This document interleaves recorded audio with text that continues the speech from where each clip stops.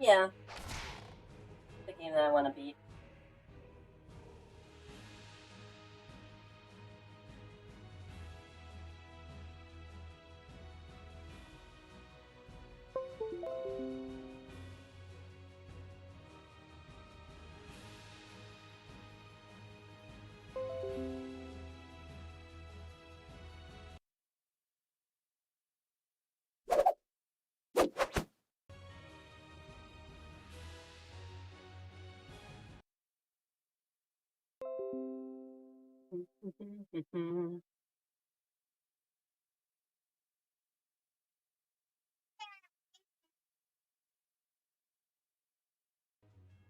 Hmm?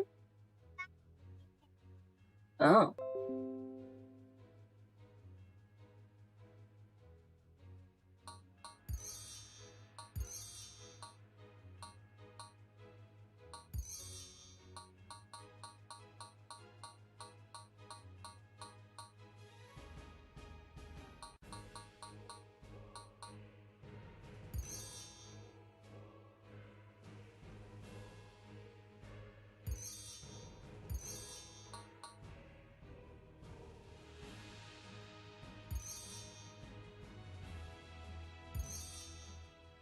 Mm-hmm.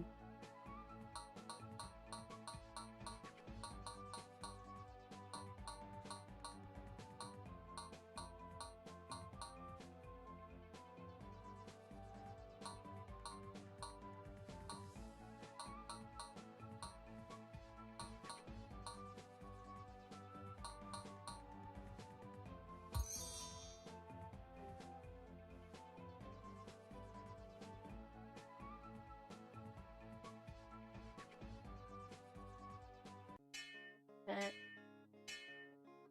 Alright. Let's beat this game.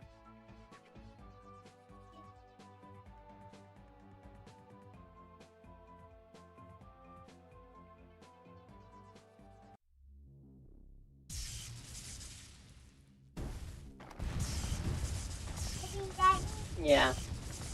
He's just better by himself.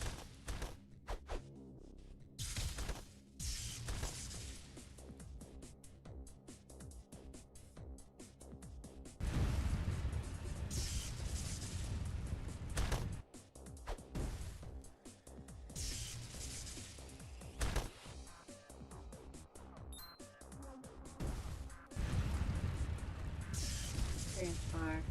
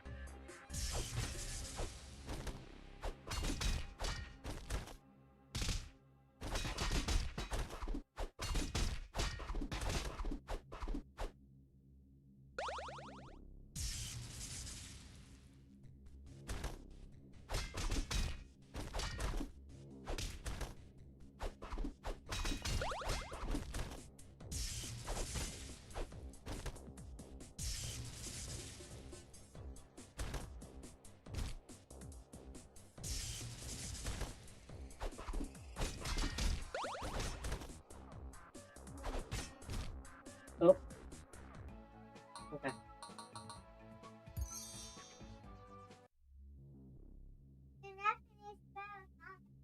Yep, this is the jump one.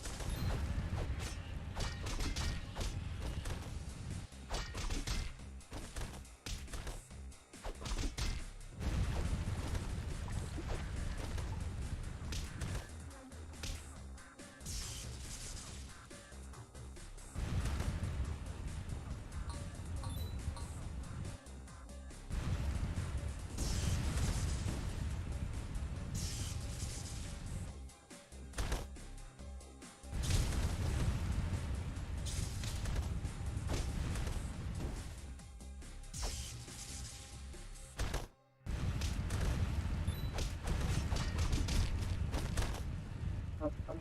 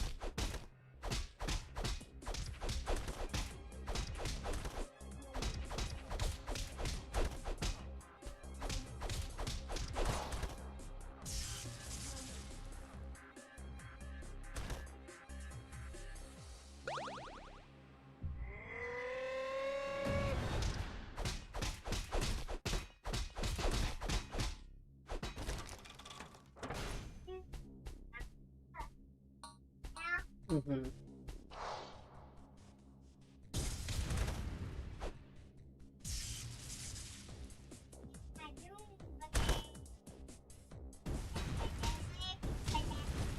Oh, okay. Possible.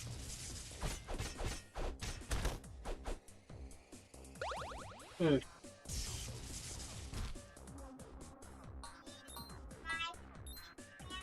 Hmm.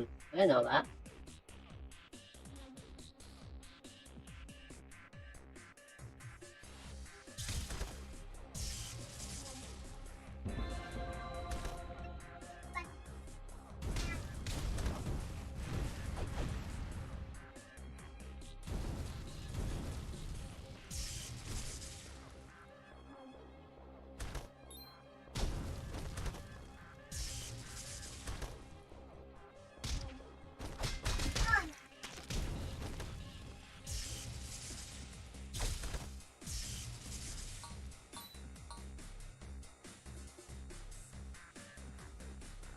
Look, it's Machu Picchu. Not Machu Picchu. Gosh, that famous city that got buried by the volcano.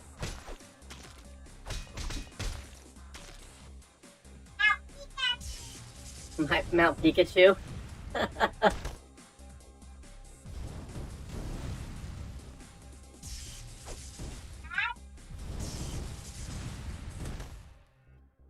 No, not right now.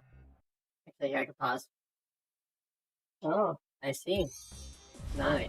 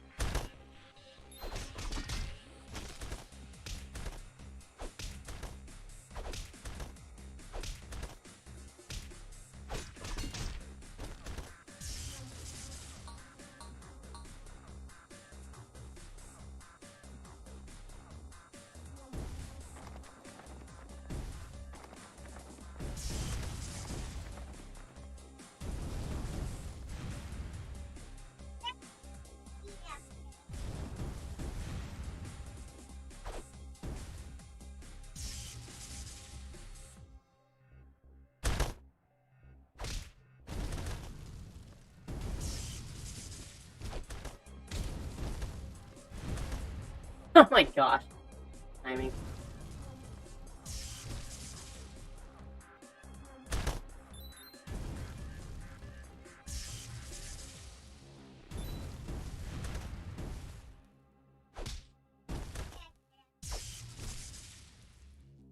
Hmm.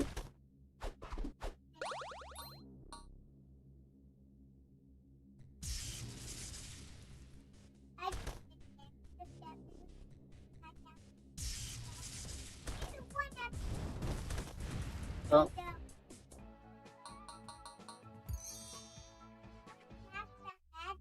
Mm-hmm. It's a great place to level up.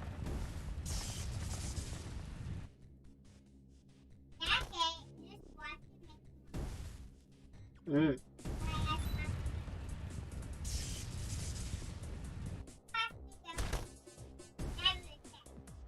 Mm.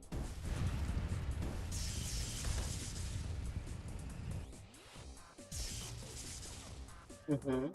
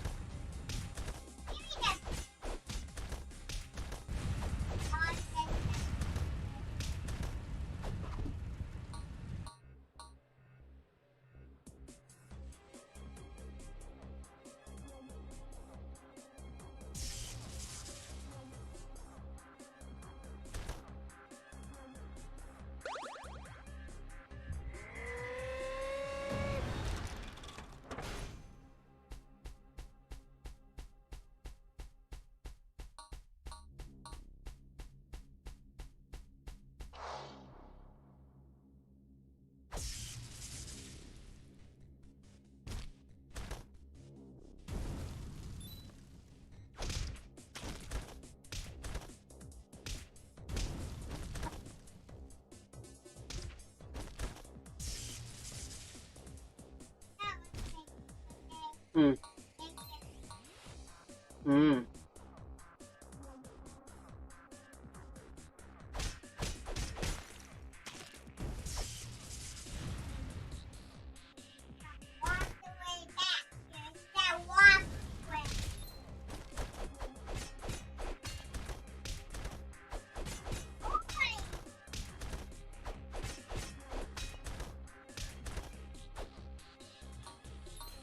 Hmm. Oh. I don't know.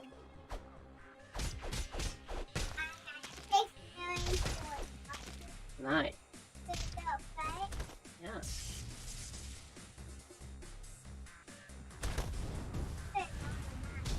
Mm-hmm. My gosh, why did I try one?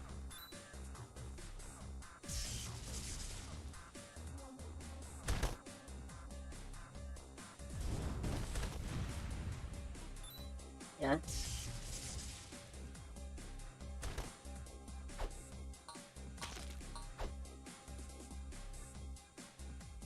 I wonder.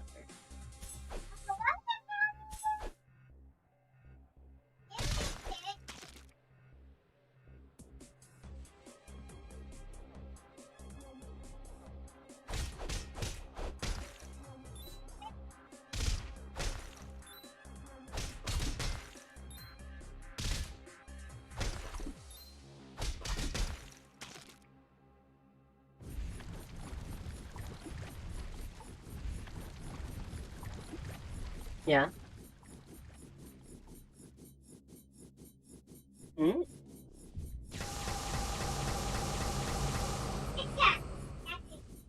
Hmm.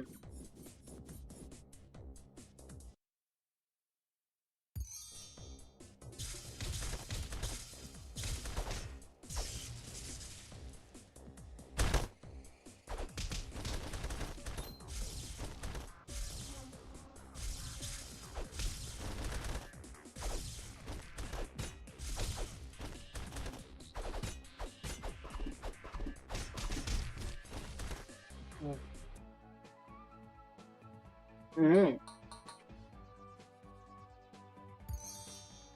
Let's max that out.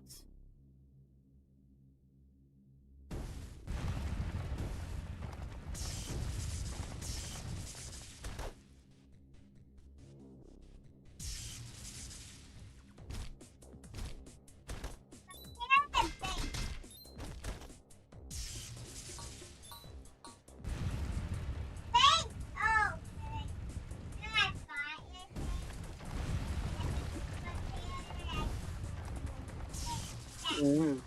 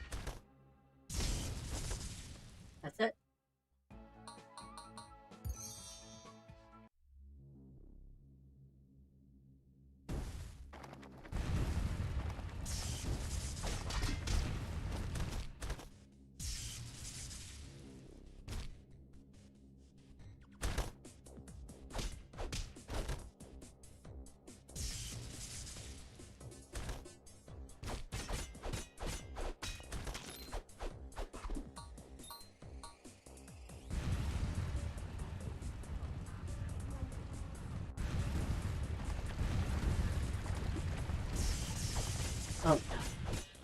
Never let that go to do the charge.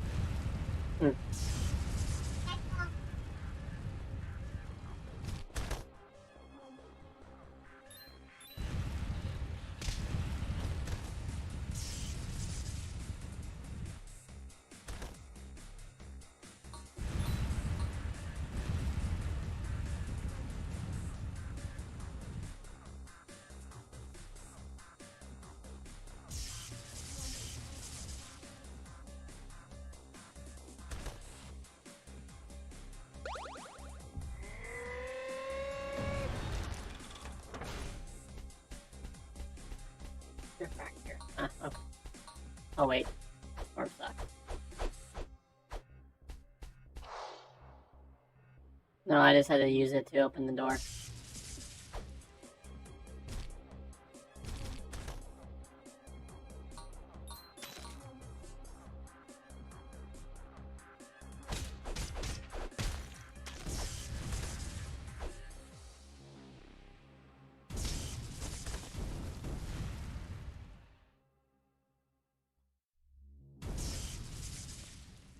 Is that reach them?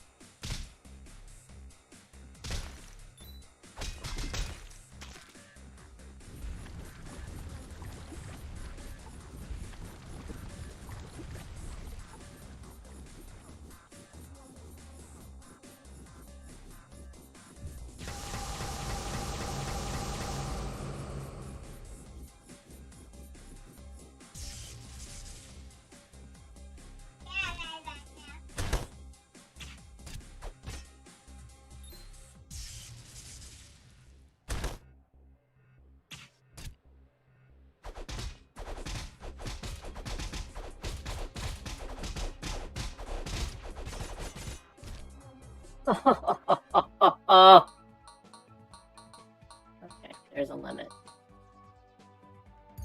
Helping if I snap.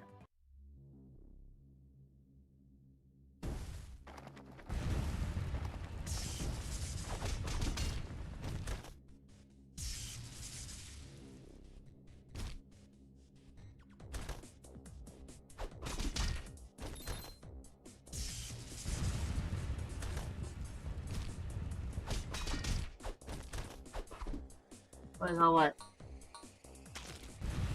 Yeah.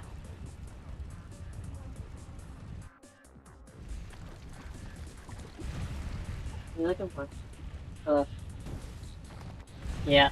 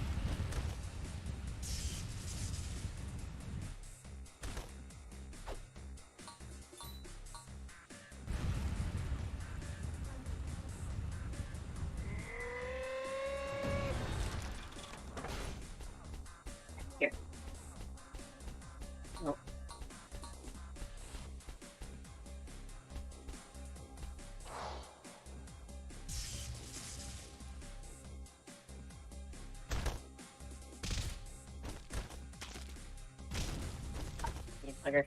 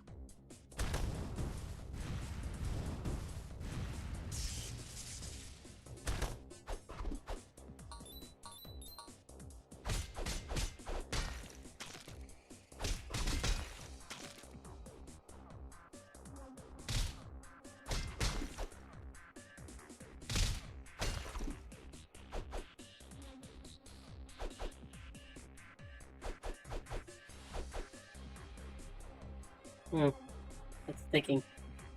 That bothers me. My A's starting to stick.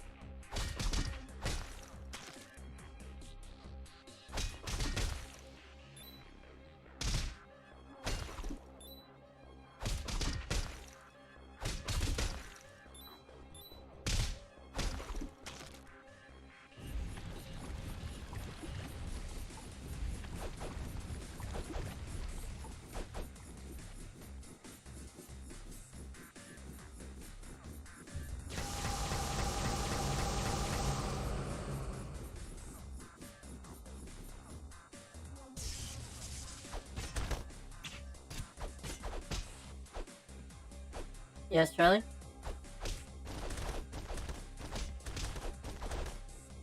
I'm just playing it hard right now. That's the thing. That's why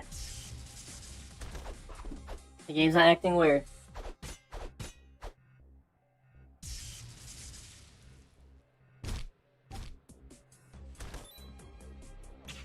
Press R. You press R to rotate things.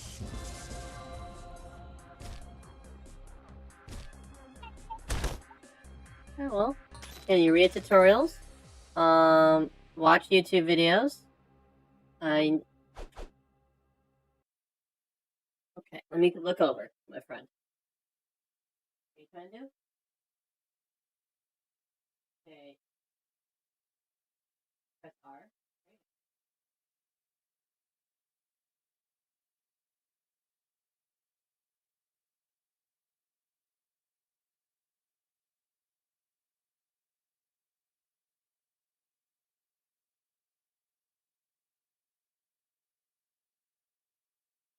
Hey, you can just drag it. That's what I do.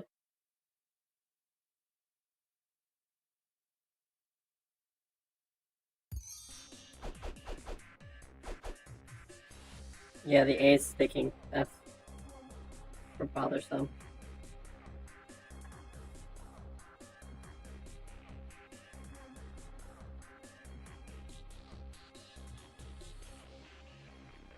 Well, it's because your mouse keeps dragging to the right, you silly goose.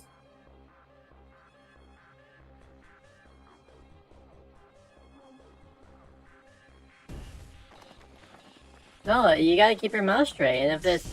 There could be something already there.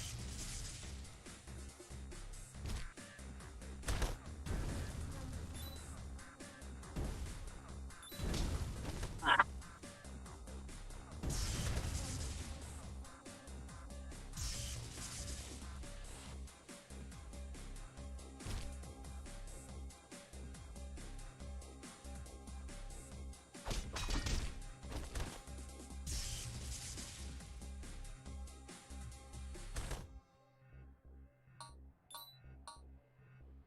Clearly, Red's the best when it comes to magic. Ow.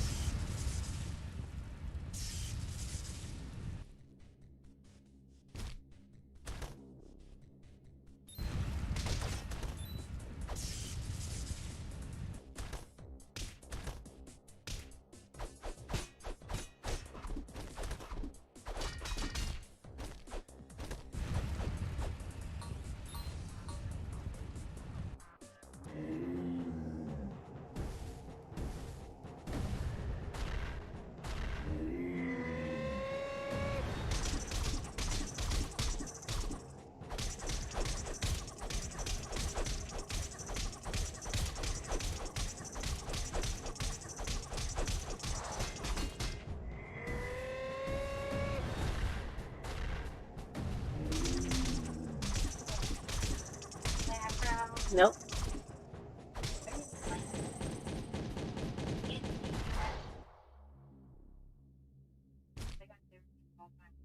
Was it? Got like right to the end of the game. I haven't beat the game. I got like right to the end. Somebody like deleted all my progress. Oof. That would.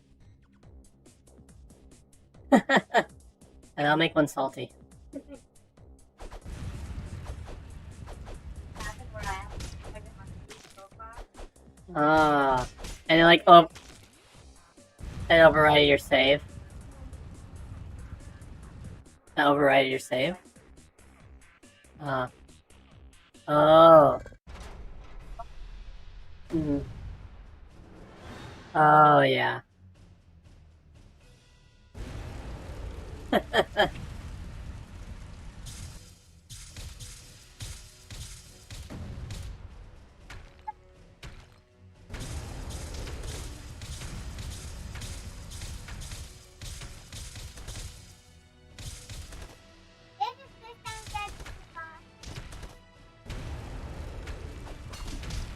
This is what I was trying to have you do, but you're. Oh, that happened to you.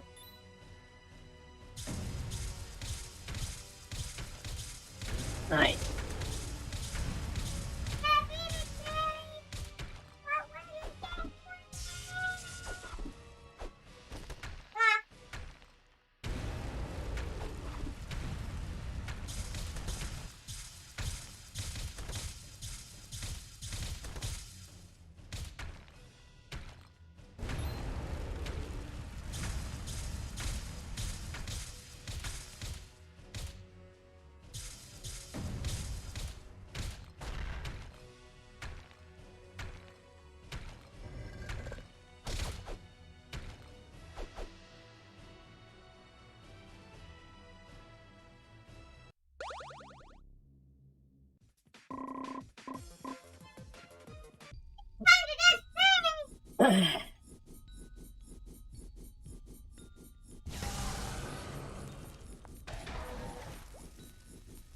I'm alive!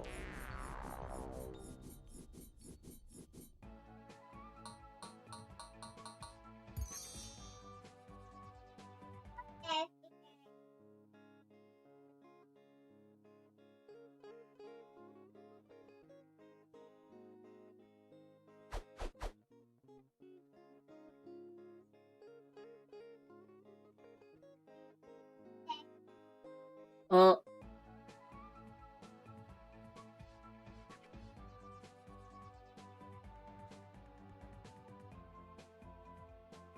here's the thing though, Charlie. For me to play, I'm gonna be playing the right character. Okay. Red's my favorite. No, I'm gonna say whenever I play, I'm gonna be Red because I generally have to carry you, my friend, and he's my best character. He's the easiest for me to carry.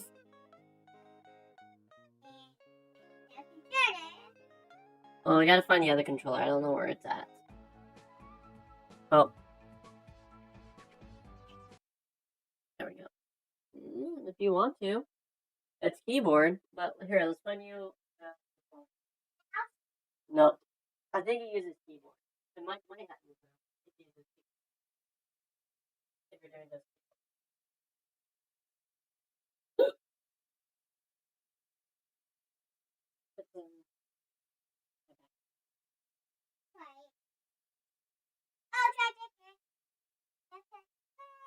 And it'll be in the back.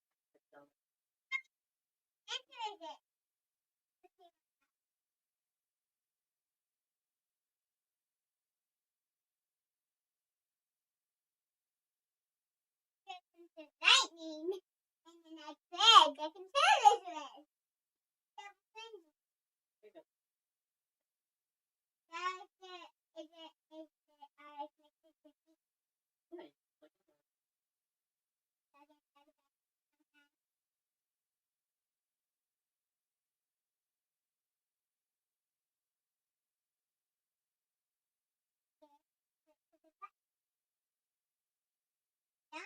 is I'll exit to map. You can't, it's local. And that's what I private? Yep. Oh, It's literally offline mode.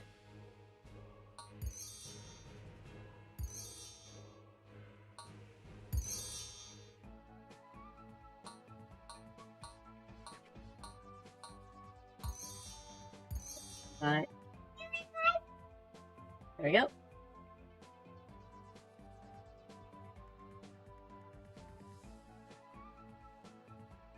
Actually, I'll let you host. So go ahead and hit online multiplayer. Take Castle Crashers. Play with friends. Then click whatever character again. Mm-hmm. Okay. And I highly advise, because you generally default to swinging, go melee. if I was on my leg, Well, even then, like, even when you're on lightning, you rarely use magic. Unless I reminded you that you can use magic. That's why I'm saying, like, just... Okay.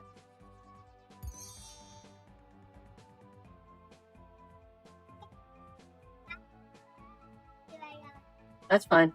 Let's just be the team now. You're always fire, and I'll always be lightning. Mm-hmm.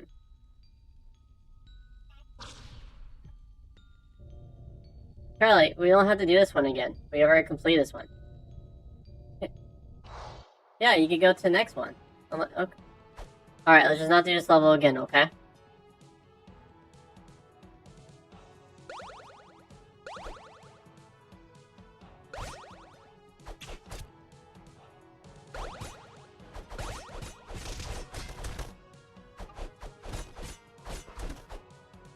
There we go. I like to hear.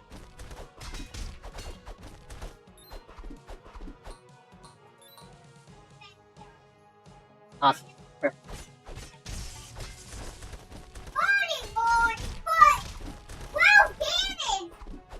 Nice. See? Strength builds for you, my friend.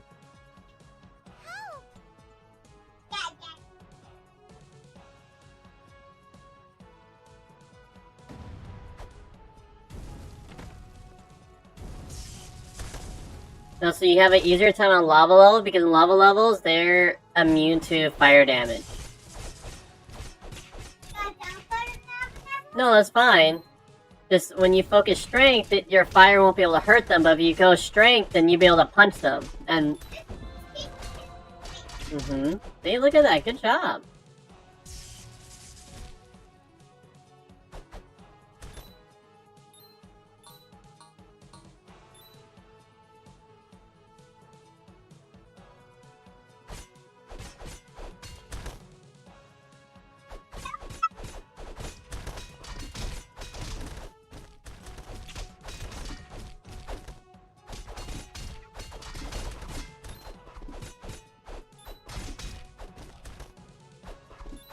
Pick up the banana.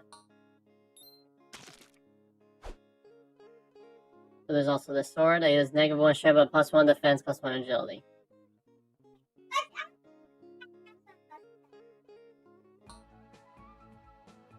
Oh, you already been putting points in the strength. Nice, that's why you're hurting a lot.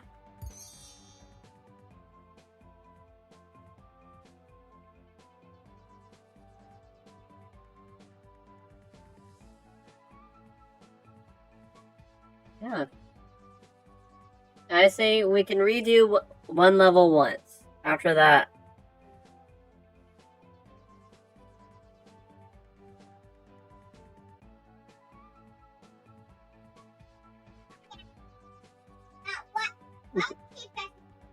Keep pressing, yeah.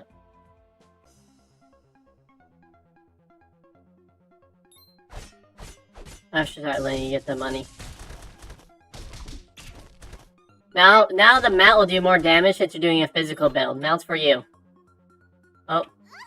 Let's see if you get the mount back, because you do more damage swinging on the mount now, since you're doing a physical damage.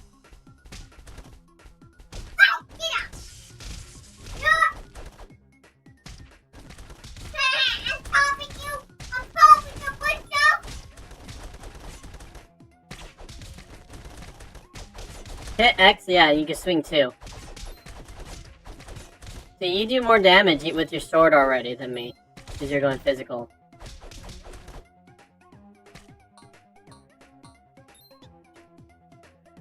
I don't want it. I can't do magic on it. Oh.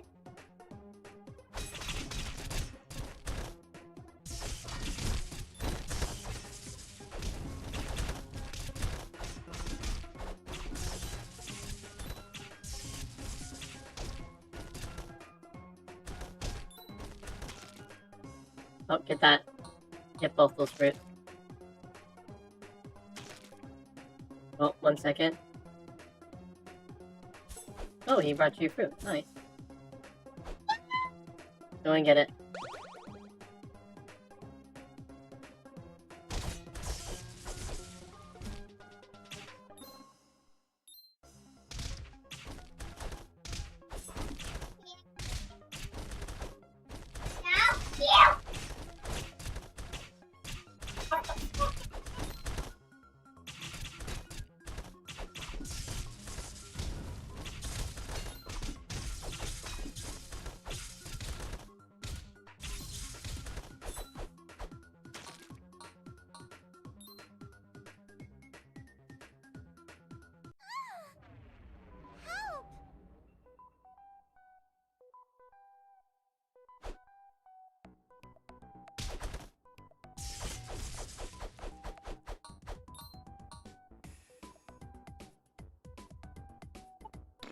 Yeah, you want to sit under it? Ew!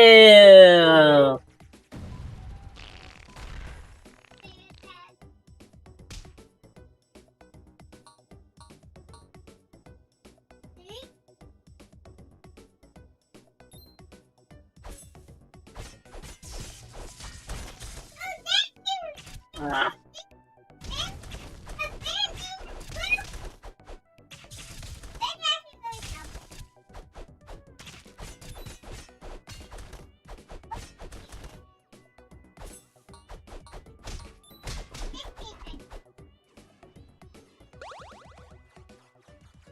So you can see that one gets +1 strength and that one gets +2 strength. Yep, so you hit even harder now.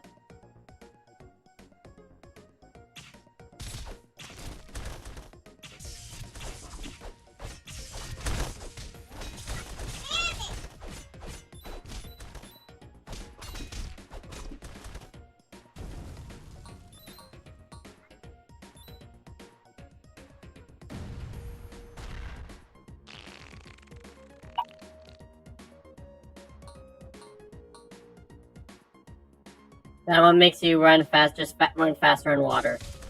That's all that's good for.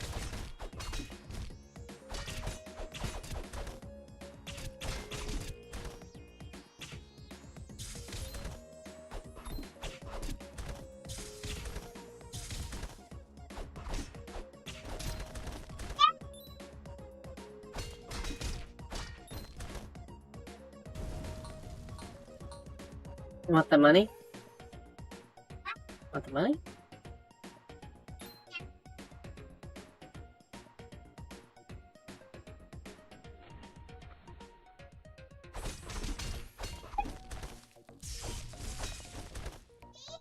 Yeah.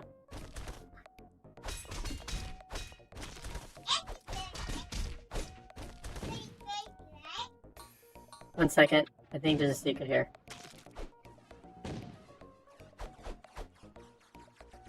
Charlie, can you unequip him for a second so I could also equip him? I could also unlock him. Oh. Okay, wait. Let me get my giraffe back. Okay, what is it? There we go.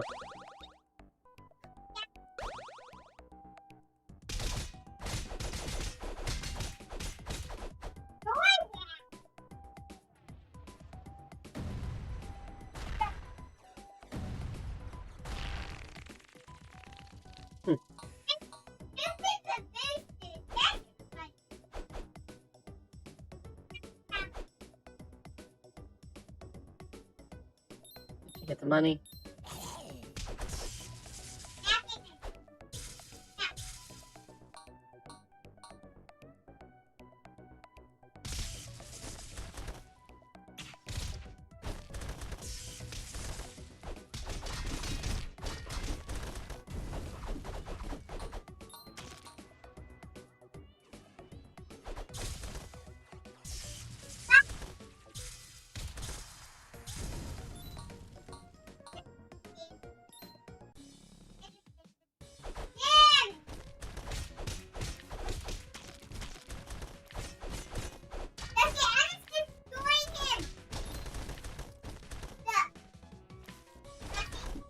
Mm-hmm.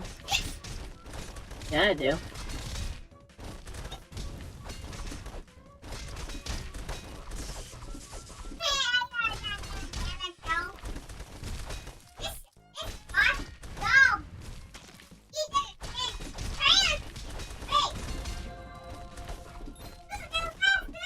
Nice.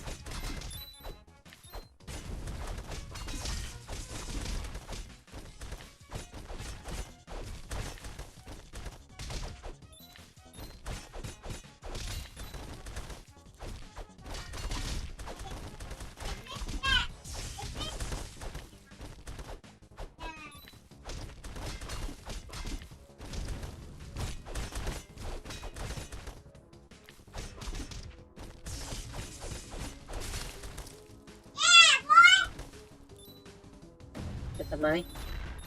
Get the health also. I wonder if he can actually get me.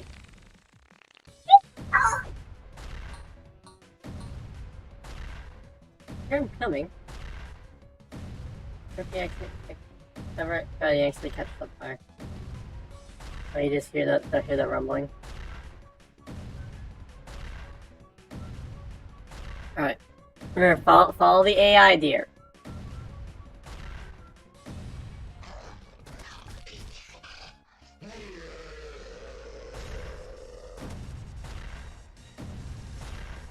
Yeah, you see these auto deers? They automatically go where you're supposed to go next. So if there's a door, they'll just take you by that door. Oh. The A got...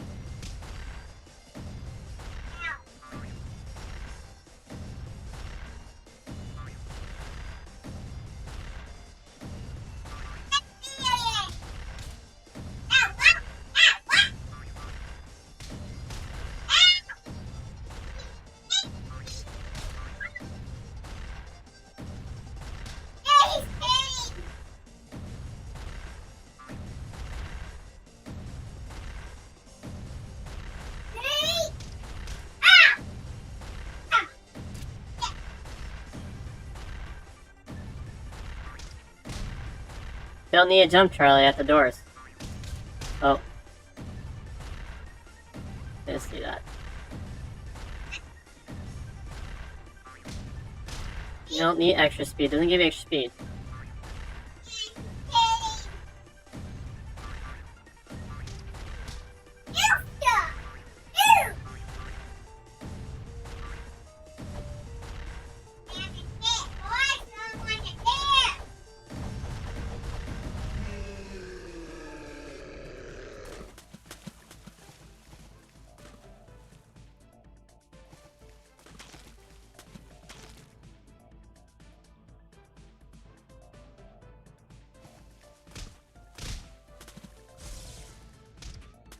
Oh.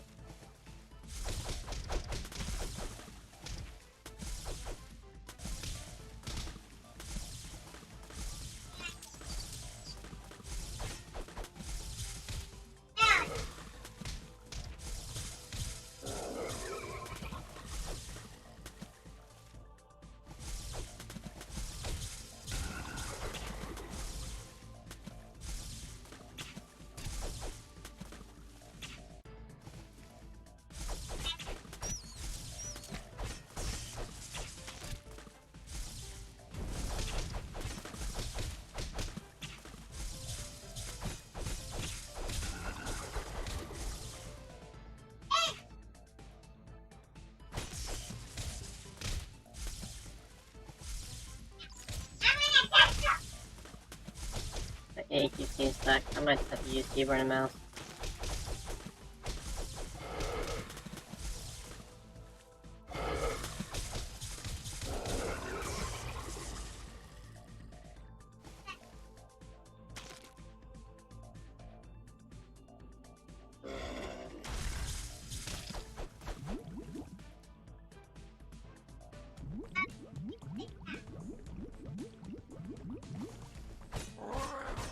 Remember, have your fisticuffs out. Oh wait, break this. Yep, then shield. You gotta let it shoot. There you go. Now go ham crazy on it.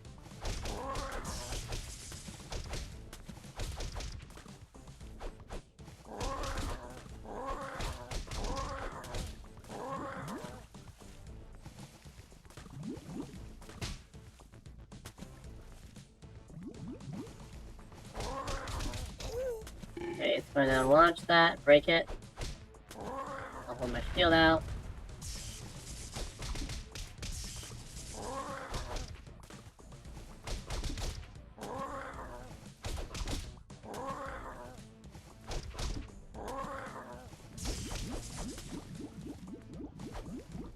Try to get on that log. There you go. Hold shield. Hold shield for like 90% of the things that happen. Oh, guess can't hold shield past that.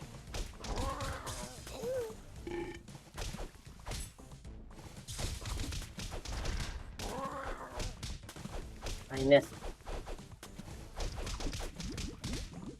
There we go. Grab onto something. Alright, gotta make sure we dodge. Oh, actually just straight up, he's vulnerable in that state. Interesting. There we go, take it. Alright, shield. Oh. Break the...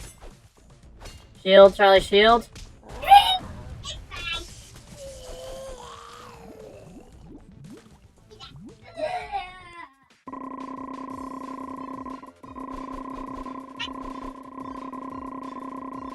That's fine. I was also playing very, like, not aggressive, so I could let you get killed. Let you get hit. Where defense is also important. There you go.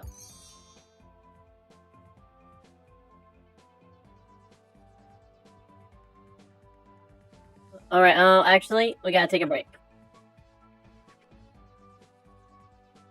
So we can leave the game going, we just gotta take a break. Yeah, you can quickly check what weapon.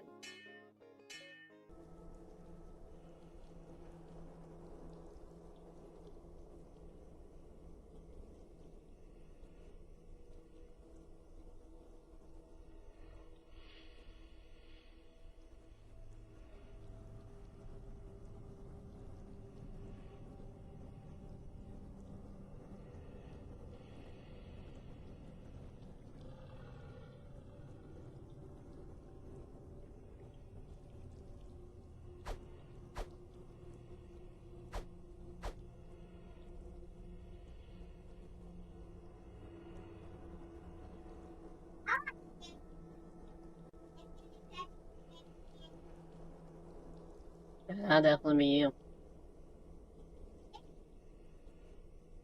I mean, it's not it. Yeah, -3 strength.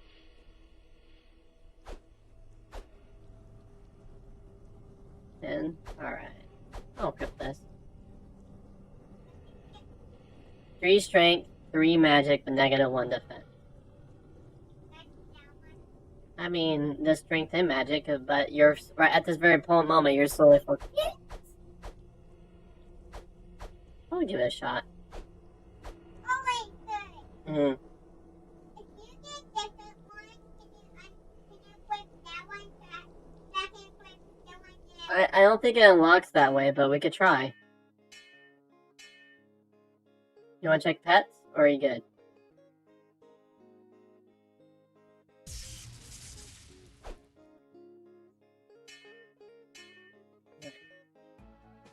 Alright.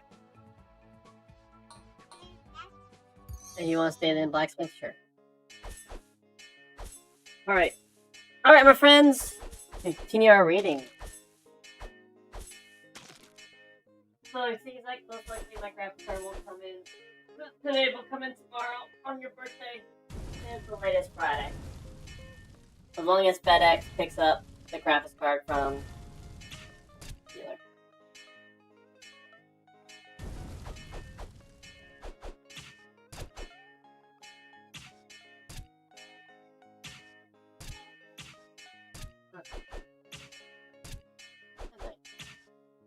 I gotta quickly use the restroom, and I'll be back to start reading.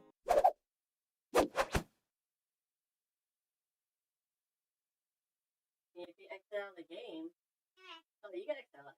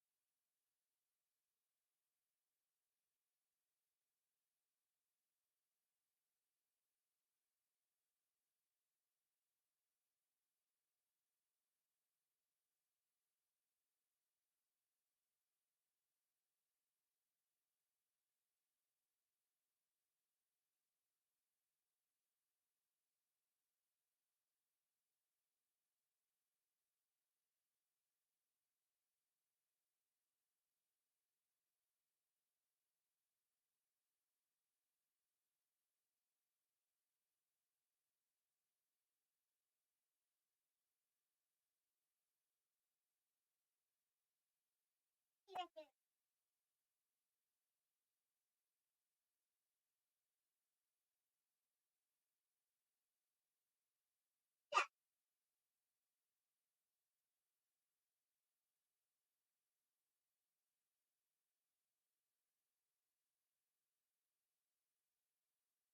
Oh, so good.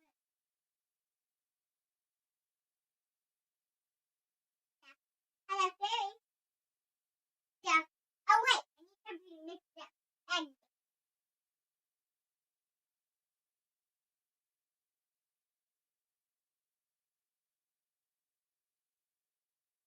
that's it. 1 3 seconds quick.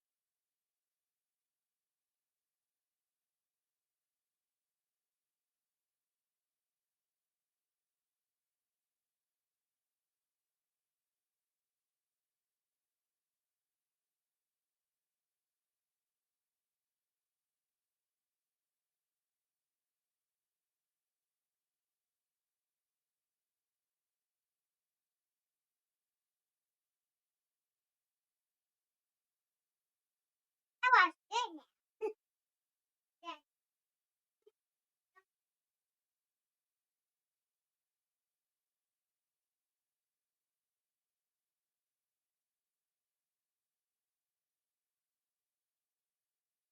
That's it.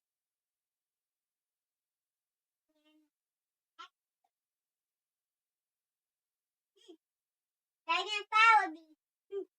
Yum. And you can go up quick with it. You can catch it. Right.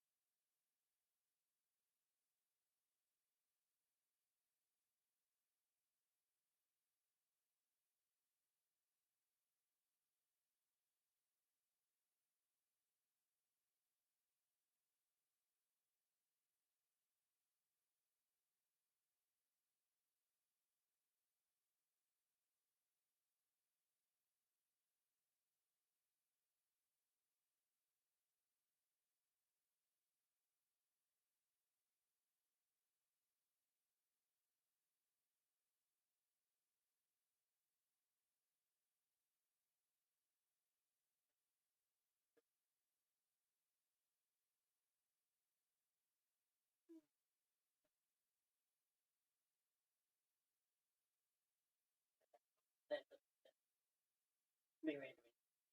Oh, there's a good.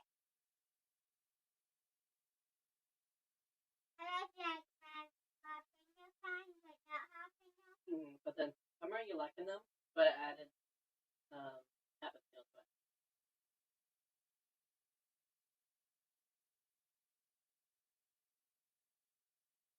That reminds me. I just like other things.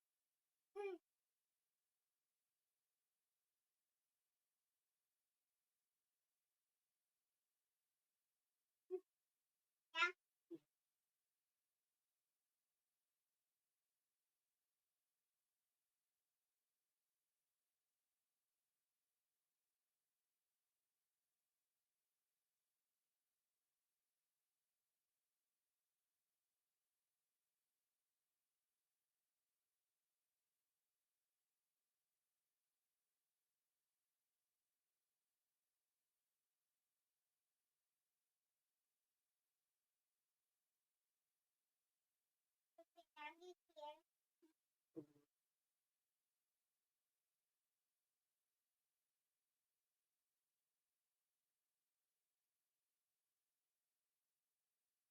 I just got from a birthday present. Huh? My mom. It's still Ooh. the cake. That just comes us right now on the table. Very nice. I don't think your parents know you like it unless you tell them. What thing I got? Filipino. Oh yeah, pasta. You ask Mama to take a picture of it instead of doing it now.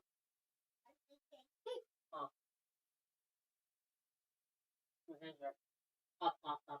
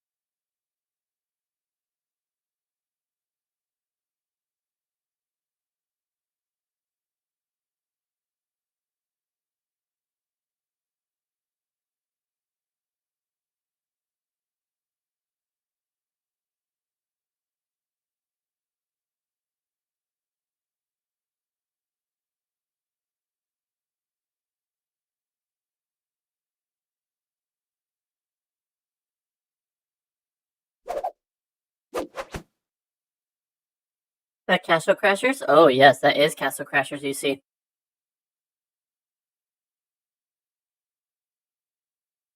But right now what we do is we read 2 chapters out of this book, Lost in the Sun. They're counting us in the middle of us, and pretty much, so I'm with my client, and sometimes I read on stream, sometimes I don't. This book's about a middle school boy who experienced a tragedy where he accidentally hit someone with a heart condition with a hockey puck, and that person died. And he has been experiencing the trauma of that. Lots of anger, lots of misunderstanding between family and school. It's a really good book. So it's written by Lisa Graff and published by Philomel Books.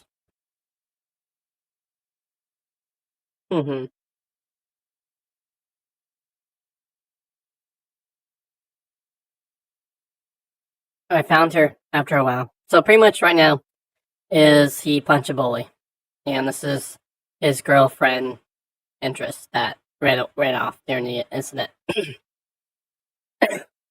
I found her after a while, after I gave up searching the crowds on the streets for an angry hippie girl, and finally wised up and went directly across the street into the shop. She must have gone there immediately, because by the time I stepped inside, my mom was on the phone, and I could tell just by the look on her face that I was in for it. "Where is she?" I asked Ray, who had quit handing out candy for the moment. I was sitting next to my mom on her phone, while the trick-or-treaters huddled in the doorway, confused. "Where's Fallon?" "She's in the stockroom," he said, pointing to the back. "She locked herself in. She won't come out." He squinted at me.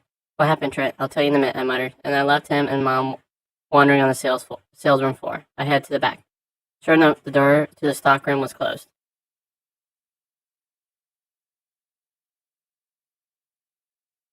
And, thanks for the follow on Equaled Vigil. "Fallon?" I said softly. I tried the doorknob. "Locked. Fallon?" "Leave me alone," she said. I'm pretty sure I heard a sniffle too. "Can I come in?" I asked. "No, but leave me alone," she said again. "Your mom said she'll call my parents. I just want to go home." "Fallon, can I talk to you?" I was getting angry all over again, hearing Fallon so upset. That jerk Jeremiah, he didn't know how horrible he was. What Jeremiah said, I told her to the door, "He's just a moron, don't listen to him, ever. He's a moron." "I know he's a moron," Fallon said. Her voice was louder then. "You think I'm..." She trailed off. Another sniffle. "Just go away, okay?" "No," I said, and I meant it. I wasn't going away. I wasn't leaving Fallon there to be sad or angry or whatever she was. I was going to fix it. "I'm staying right here," I said, slouching down on the floor so my back was to the door, leaning up against it. "I'm staying right here until you come out." And I did. I stayed there sitting on the floor. I could see straight through to the main room where my mom was still on the phone, glancing back at me like she didn't know whether to feel sorry for me or furious. When I went back to the trick-or-treaters. "Fallon," I said again through the door, "I don't want to talk to you." I thought about that. There was only one thing to say. "Why can't you ever get hungry at the beach?" I asked her. I was quiet for a long time, but then, through the door, I thought I heard a soft padding and then the swift of a lock. Before I had a chance to stand up, the door flew open and I thumped down on my back, lying flat, staring up at Fallon straight above me. She blinked at me slowly. "Because of all the sandwiches there," she told me. She let me in the stockroom. "I have this dream sometimes," Fallon said softly. We were both sitting on the floor of the stockroom, back against Ray's bookshelves, and she wasn't looking at me. She was playing with the belt on her dress, running her fingers over the woven leather. It had been silent for so long. Us two just sitting there, listening to the muffled sound on the other side of the closed stockroom door, that I figured she wasn't in the mood to talk.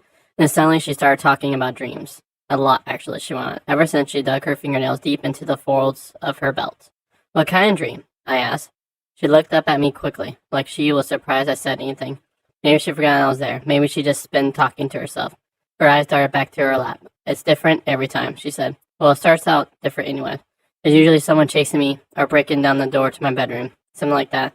Once I had dreamed that someone followed me into the locker room at the public pool."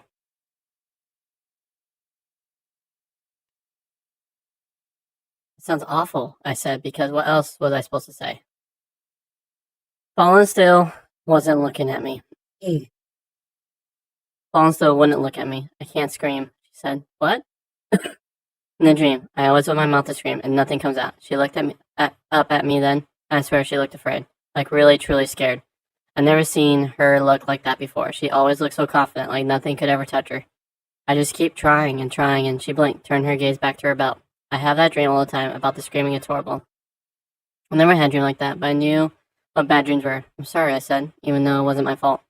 She shook her head, like she was wiping away the memory. It's just a dream, right? She said, and she even gave me a smile. Only I could tell it wasn't a real one.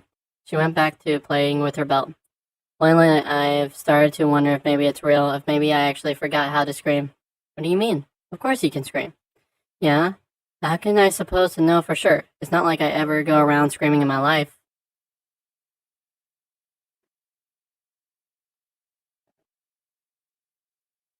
Hmm. Thank you for giving me news about Britney Spears' father conservatorship. That's what I want right now.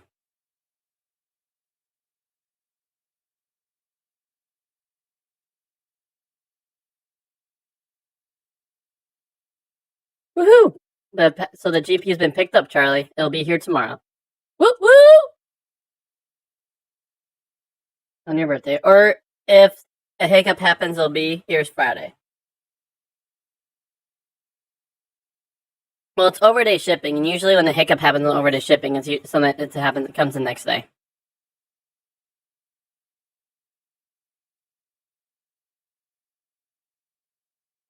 Hmm.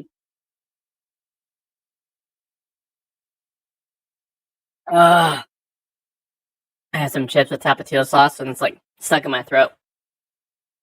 Making it a little hard to read right now. Yeah, but how am I supposed to know for sure? It's not like I ever go around screaming in real life. Not like a really, really loud one. Maybe I can't anymore. If I need to do it, it would come out all scratchy and soft like in the dream. And the worst part is that I won't even know for sure until something terrible happens. And tough luck for me. I sat forward from the bookshelf. Scream right now. That's as loud as you can. She let out a snap of a laugh. Shut up, she said, wiping at her nose. I dare you, I said. Scream right now. You're crazy, she said. I'm not going to do it. Why not? I was serious. Fallon was upset, and I was going to fix it. Put my hands on my knees. Reconcile. Come on, it'll be great. Mel will run in here and think you're murdering me or something. I hopped to my feet. So I'll just tell them I'm teaching you how to scream. Hold on, I'll be right back. Trent? She reached out and grabbed my hand before I could open the door. Don't. Okay. She lowered her eyes again. Oh. Didn't know what to do after that. I shuffled my feet for a little bit and finally went back to sitting. But I sat across the stockroom from Fallon instead of right next to her, like before. I wasn't sure why. Sorry, I said after a while. She scrunched her mouth to the side. It's okay, she said. The thin strip of her right eyebrow. If you looked at her face carefully, that was missing, right where the scar crossed her face.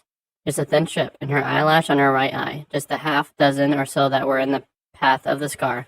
They weren't dark brown like the rest of them, they were white. I'm sorry about what Jeremiah said, I told her. I know you know he's a jerk.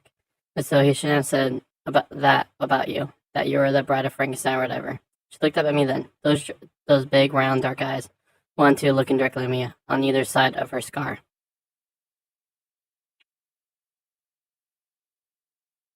Is that, what you think I was upset about? She asked. I said yes. What else would she be upset about? She shook her head. You're kind of a jerk too, you know that, Trent. What? She rolled her eyes at me. I don't need you to protect me, she said. You think people like Jeremiah don't say stuff like that to me all the time, or worse. I can take care of myself. I do it every day. I know, I said, but I know you can, but I don't want you to try to protect me all of a sudden. Something flashed over her. She definitely wasn't smiling anymore. I don't want you to get in the fight, Trent, especially not for me. I crossed my arms over my chest and leaned back into a raised filing cabinet, even though the metal drawer pulls were poking my back. You know, it wouldn't hurt you to get angry every once in a while, I told Fallon. You don't have to just sit back and listen to everyone being mean to you without doing anything. I think you're pretty angry enough for the both of us, she said. And that's when the door opened. My mom said Fallon's parents were on their way to pick her up. I didn't get a chance to say anything to that at all. You can always tell when Mom was angry, because her mouth squinches up so small it practically disappears. The angrier she is, the less a mouth she seems to have. That night, after we got home from the shop, and Doug got in the bed, probably listening at his door to me getting in trouble, and Aaron was still out with his girlfriend. It was just Mom and me alone in the kitchen. Her mouth was so small, you need a microscope to find it. I'm not sure I can do this anymore, Trent, she said at last, after staring me down for a while. She tricked me into sitting at the kitchen table because I thought she was going to sit too, but it turned out she was never planning on sitting. Instead, she stood at the kitchen counter with her back against the edge of the sink, her arms folded in front of her, which made her look like she was about 2 feet taller than me, and way scarier than normal, with her death eye raised and her tiny pinprick mouth. It's power play, Mom. Seriously. Do what I asked. This, she replied. I love you so much. I don't know how to. She ran a hand over her face. I think it might be best for you to stay with your dad for a while. What? I shrieked, no, Mom. Just for a little while, Trent. I don't know how to help you anymore. A boy needs his father. Maybe it'll be good for you. We talked about it before, but now, it wasn't fire, what I felt inside, and it was cold. Icicles, the slushy black snow on the bottom of the tires. You don't want me anymore. My voice was whispered. Oh, Trent. Both hands on her face now. She looked wrecked. What kind of horrible kid wrecks his own mother? Of course I want you here. It sounded like she meant it. Of course I do, but you're not happy here. How could she possibly think I'll be happier at my dad's than I was here? I hate him, I told her. She pulled her hands down from her face, rested them on the edge of the sink behind her. Since when do you get into fistfights, Trent? The slush in my chest began to melt just like that, turned back into fire. Jeremiah called, Fallon, fried a frickin' sign. I told her maybe I was shouting. You're going to go around punching everyone who says something mean? She asked me. It was not, obviously, a real question that I was supposed to answer, but I didn't say anything after that. There was nothing to say. Mom looked at me for a long time, searching my face for answers. Finally, she sighed a huge sigh and sat down in the chair next to me. She tugged at the legs of my chair until I was facing her, my knees pressed up against hers, and she smoothed back the hair of my forehead like she did something when I was sick. Only I didn't exactly feel sick. Why did you beat up Jeremiah? She asked. I want the real reason. Her face was calm, no scrunching up mouth at all. So I thought about it. I really did. He hurt someone, I said finally, softly. It was the only thing I could think to say that might make any sort of sense to my mom. He hurt Fallon, and people who hurt someone deserve to get hurt themselves. Trent? My mom said softly. You are not in charge of righting the world wrong. I looked up at her. You are not in charge of punching Jeremiah Jacobson into being a nice person. That is not your job. Do you understand me? I nodded her because I knew I was supposed to nod right then. But I wasn't sure she was right about that. If someone hurt my friend, why wouldn't I try to fix it? Your job, my mom went on, your only job right now is to being in charge of yourself and your life and taking care of you the best you can. That includes, she counted off on her fingers, not failing school. She glared those death ray eyes at me, and not beating people up. And if something important is going on with you, you need to tell me about it. Can you do that? Can you do that? I asked. Alright. Wasn't the smartest thing to say probably, but I guess the fire that was rolling around inside me decided to come shooting out in words. Mom blinked at me. Excuse me, she said. Well, once I started, I was about to stop. No matter how much trouble I knew I was digging myself into. When are you planning to tell me about Ray? I asked her. Mom's mouth wasn't a pinprick then. It was just wide open. Oh, I caught her off guard. That was for sure. I could tell she didn't know what to say. You're not allowed to talk to me like that, young man. That's what she finally decided to say. Which is when I knew I'd forgotten her good. Which is when I knew I'd gotten her good, because that was avoiding the question if I ever heard it.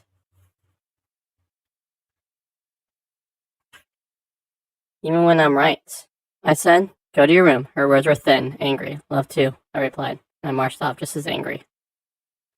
I stood in the hall while she called my dad, even though I knew I shouldn't have. I stood in the hall and listened. I could only hear Mom's side of the conversation, but I didn't really need to hear the rest. This is something we talked about, Tom, Mom said into the phone. He needs you. I think he really needs you, but I understand that, but. Don't you put this all on Carrie. There are two of you in that house, and I know damn well that if you wanted to do something, you have 3 sons. First, Tom. The last sentence when Mom said she wasn't arguing anymore. She's already given up. I was just thinking back to my room, silently, so Mom wouldn't hear. When I noticed Doug peeking out from his own room watching me, He'd been listening too. He looked like he felt sorry for me. Shut up, I hissed at him, and I closed myself inside my room. I shouldn't have felt so terrible, and knowing that my father didn't want me, especially since I didn't want him either. But it did. It felt terrible. It did feel terrible. I crept on my bed, still in my jeans and t-shirt. I didn't even have the strength to pull the covers over me. I just lay there, curled up in a tight little ball, trying to squeeze the fire out. Sometimes you only get one chance. That's what Dad had told me. But what were you supposed to do when that chance had come and gone?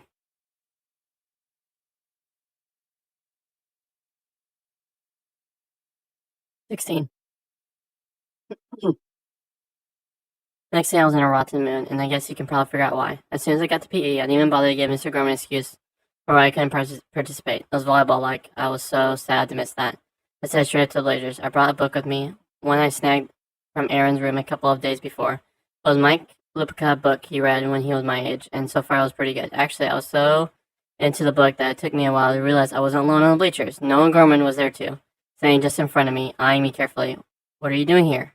I asked him, lowering my book. I don't want any trouble. But Noah didn't punch me or on me or yell at me or any of the other things I thought he might do. Instead, he sat down on the bleachers one level below me. I don't want any trouble either, he said. Whatever. I guess I was getting pretty into the book again. The next time I looked up, Noah was staring at me, and you could tell he's been doing it for a while, because as soon as I noticed him, he got all embarrassed and spun around in his seat super quick. What? I asked him. Nothing, he said. He pretended he'd been watching the volleyball game, which is definitely not what he's been doing, since he's been facing a totally different direction. The squeak of sneakers and shouting and balls bouncing echoed off the walls. I hadn't even noticed until right then. I went back to reading. Is that a book about baseball?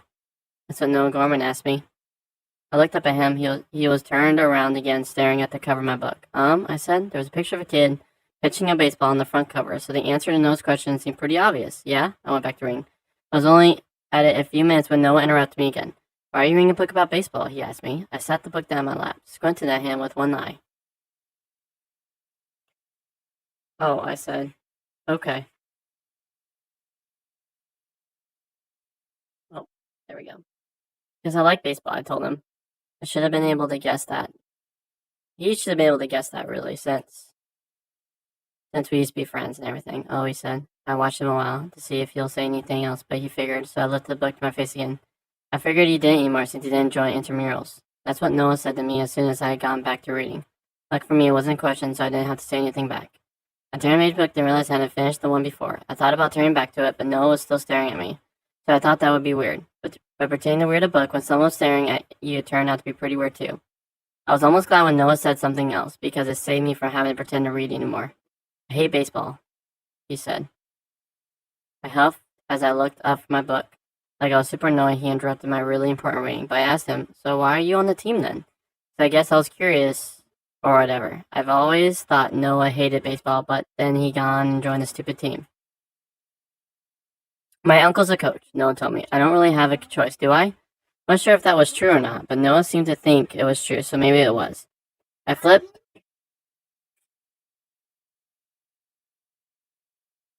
Love you. My uncle's a coach, Noah told me. I don't really have a choice, do I? I wasn't sure if that was true or not, but Noah seemed to think it was true, so maybe it was.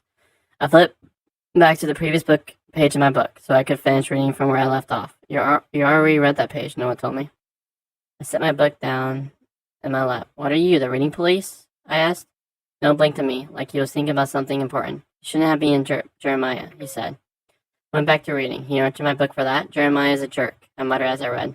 I had to read the same line over 3 times, though, because thinking about how big a jerk someone was at the same time you were reading turned out to be sort of hard to do. Yeah, Noah agreed, but you still shouldn't have beaten him up. He didn't say anything to me after that, for the whole rest of PE. I looked up once when I was turning a page, and he stopped staring at me. I turned all the way around to watch volleyball.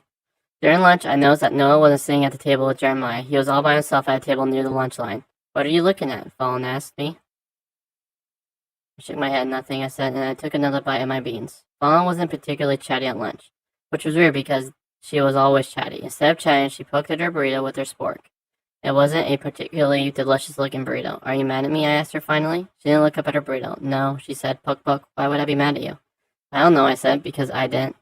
But you're sort of acting like you're mad. Well, I'm not, she said, poke, poke. Poke, poke. Oh, I said, okay. She still didn't talk to me. What movie do you want to watch today? I asked. Movies always got to Fallon talking. Fallon set her spork down on her tray. I can't do movie club anymore, she said. Well, she wasn't exactly looking at me. My parents are making me do drama instead. I have to be in the play. We have rehearsals every day after school. The Wizard of Oz, isn't that lame? I squinted at her, studying her dark brown eyes, darting all over the cafeteria at everything but me. She was lying. Yeah, I said softly, but why was she lying? That's pretty lame. It sucks, actually. Yeah, she said sorry. I went back to poking at her burrito. I went back to eating mine, but I wasn't hungry. I wanted to ask her about her dream, about the screaming. I wanted her to talk to me the way she had in the stockroom, but somehow I knew she wouldn't talk about that. After 5 minutes or so of not really talking, I pulled my book of thoughts out of my backpack. Hey, I can draw a picture for you if you want, I told her. Anything you want, even a scar picture. Poke, poke. Not looking at me. I tried again. I thought maybe I could draw one of that total tragic typewriter accident you were in when you were a kid. Remember that? Fallon pushed back her tray and stood up just like that. I have to go, she said, still not looking at me. What's going on? I asked her. She picked up her tray and climbed out from behind the bench. See you later, Trent. And just like that, she was gone. During social studies, when Miss Emerson asked me why I hadn't turned in my homework, I told her, bite me. The classroom went good and silent. Just let me tell you. Excuse me, she said. I looked up from my oven station towards the clock on the wall. The final bell was going to ring in 42 minutes. And then what was I supposed to do with myself?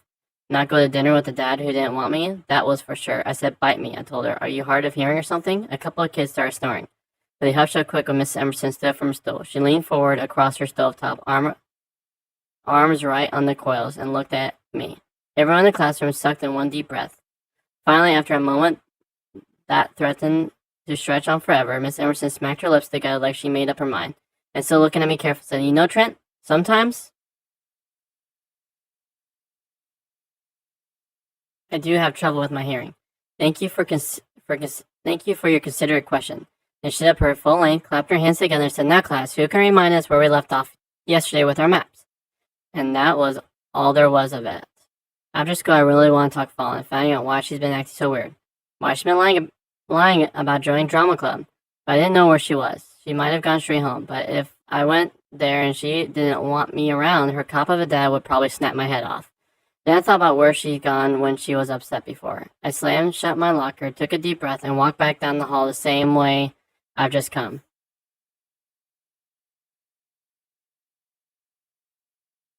Sorry, I'm gonna need to take a drink of water.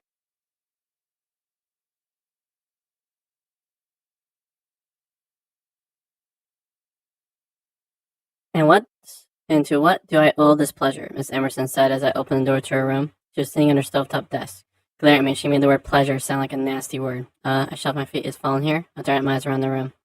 Like I thought she might be hiding somewhere. Fallen little? No, Miss Emerson told me. She went back to grading papers, or whatever it was she was doing. Oh, I said, I thought she might be here. You're free to check all the ovens, she told me without looking up from her desk. I figured that meant Fallen really wasn't there.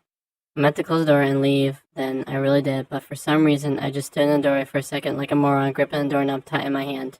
I don't know, maybe I was avoiding going outside in the cold. Maybe I was just thinking. Trent? Miss Emerson asked, finally looking up from her papers. She asked it not in the way you wouldn't say someone's name if you wanted to ask them a question, but rather in the way you would say if you wanted to know why the heck they were staying in your doorway, gripping the doorknob, staring at the wall. Why wouldn't you give me attention today? I asked her. Why did you want? She replied. Well, Fallen comes in here sometimes, right? I asked her, instead of answering her stupid question that didn't have an answer anyway. She does, Miss Emerson confirmed. She is, for one thing, a student of mine. Well, when you see her, I said, my hand still tight around the doorknob. Can you tell her I want to talk to her? I want to talk to her. She has my phone number. I'm perfectly capable of doing that, Miss Emerson said. Although perhaps such information would be more suitable coming from you. There was something peculiar about the way wrinkled old crown talked. Like they were trying to give you an English lesson with every sentence. Anyways, I understood her fine. It just took me a second.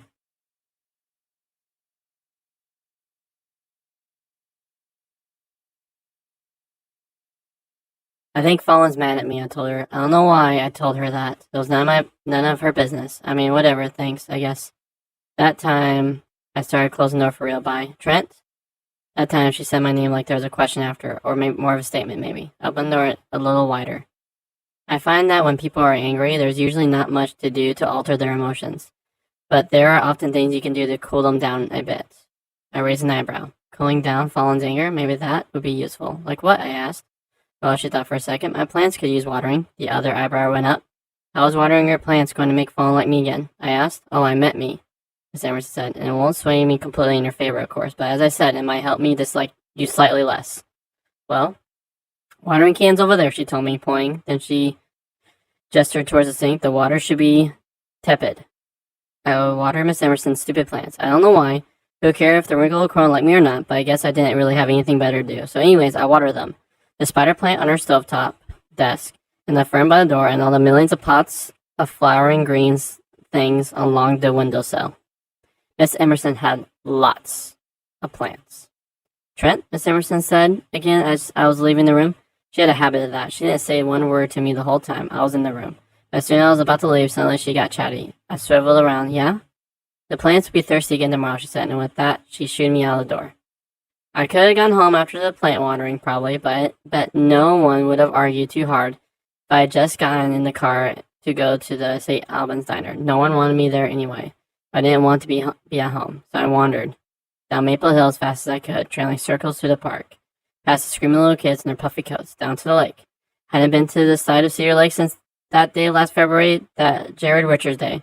As I pulled my bike up into the reedy grass, where it was starting to get muddy at the edge of the bank, I noticed that it smelled different, warmer, muddier, thicker. It sounded different, too. Birds still chirping. The ones who hadn't left yet for the winter, water lapping just a bit, wind blowing. I found a log at the edge of the water, and I sat. November was when it started to get cold in Cedar Haven. It was coldest at the lake. I sat there a long time in the bitter wind, and I stared at the lake. My book of thoughts opened on my lap in front of me, but turned out I didn't have too many thoughts. Instead of thinking, I tossed rocks into the water. 1 plop, 2 plop, 10 plop, 50 plop. After a while, the tossing turned to skipping. Rocks across the surface. Shick, shick, shick. I aimed for more skips. Then more and more. I got up to 5, but I couldn't get any higher. I guess what I thought about actually was Fallen. I thought about how scared she looked the night before in the stockroom, telling me about her dream, and I wondered what that would feel like, to not know if you had a scream in you or not. I knew I had plenty of screams in me. Never had a dream like Fallen's, but I knew what nightmares were. For a while back in February, all the way into March, I've had the same one over and over. I was out on Cedar Lake, right near this spot, and it was completely frozen, just like the day Jared died. Only in the dream there was one there but me. I was walking along the ice in my bare feet, wondering how I got into the lake in the first place, and where I could get some shoes or socks at least, when I started to hear this pounding noise, and I couldn't figure out where it was coming from until I started to feel the ice thumping underneath me, and then I looked down, and there was Jared underneath the ice trap, pounding to get my attention, and I knelt down on the cold, cold ice, and I tried to break through the ice with my fingernails, but it was too thick, and I couldn't do anything, and we were pounding, both of us together, trying to break the ice, but neither of us was doing anything, and I couldn't get him out in time. I could never get him out. When I ran out a smooth round rock to skip, I spied my book of thoughts sitting on that log by the water. I don't know why, but I picked it up and I threw it as hard as I could. It hardly even made a splash. I stood at the edge of the lake for a long time, imagining I could see my book of thoughts sinking down to the bottom of the lake. When my fingers were numb and my brain was empty, I headed home. Alright, my friend, that's 2 chapters.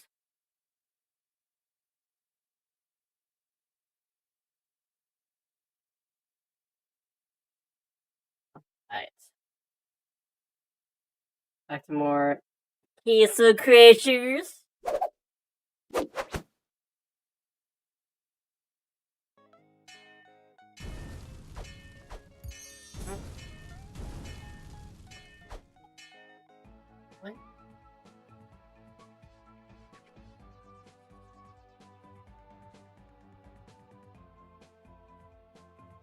What?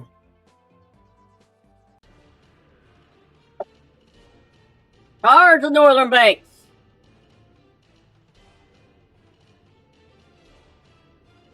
Oh, there's a place to dig right there if you want to. I don't know if you have the shovel or not. Hit B to see if you have a shovel. Yeah, you do.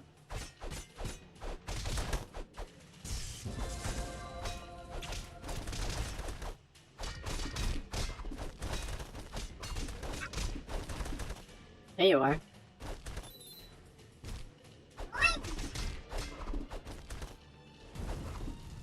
Wait, do you see the sex?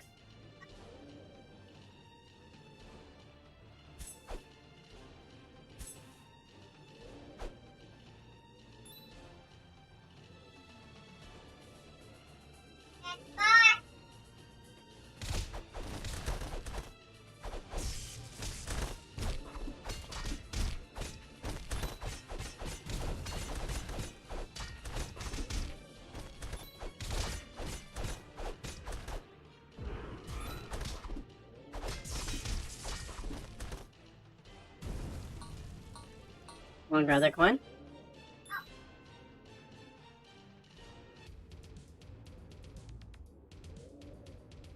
Alright, I'm gonna try letting you get the finishing blow so you get a ram, okay? Unless, do you want the ram?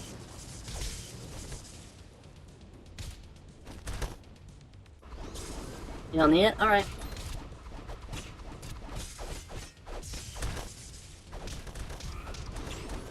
Do you want me to finish him, or do you want to try finishing him?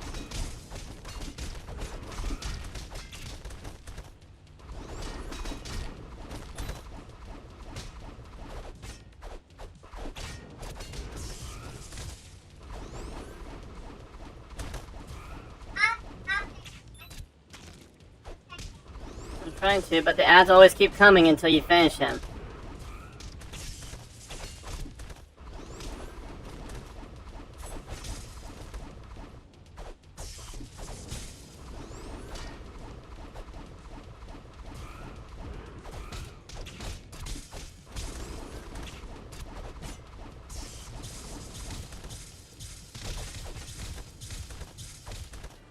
Nice.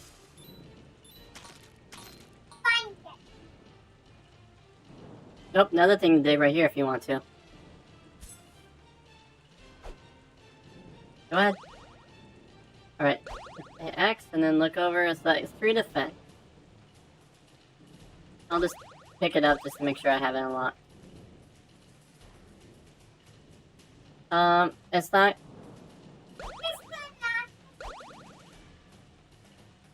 I have to go back and then you go back and get the hammer because it makes it disappear.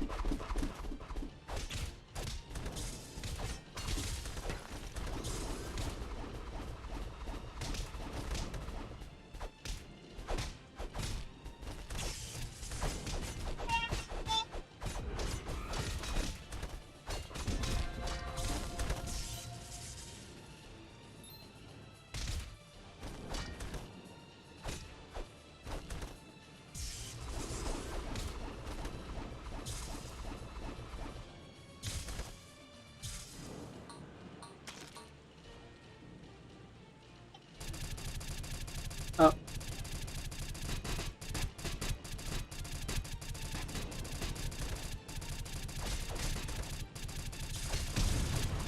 There we go. I guess you can just shoot him.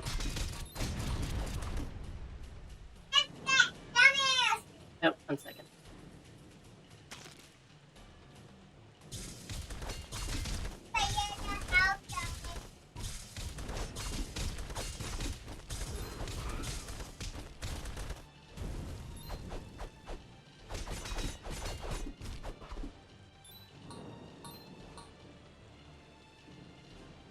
Oh, wait. This screams like you can open it with and what? Oh yeah. Called it.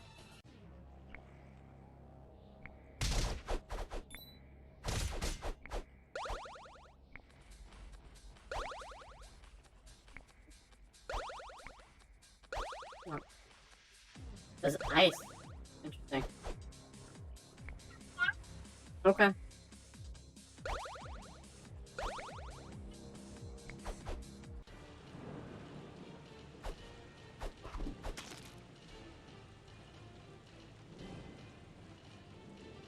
Second. Okay.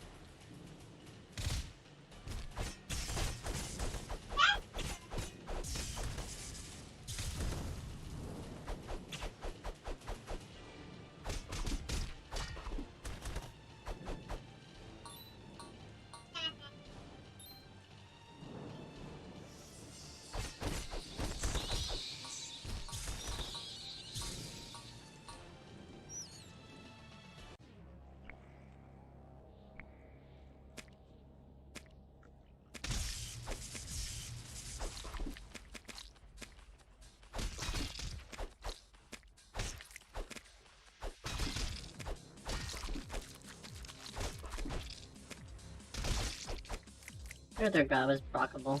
Let's test that. Nope, doesn't look like it is.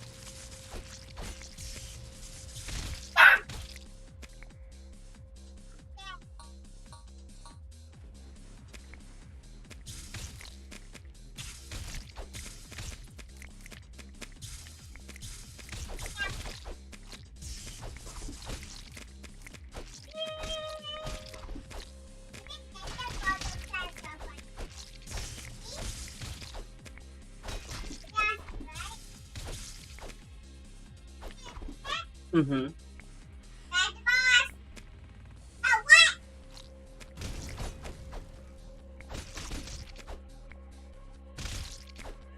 Hmm. That's laughable. Hmm. Mm-hmm.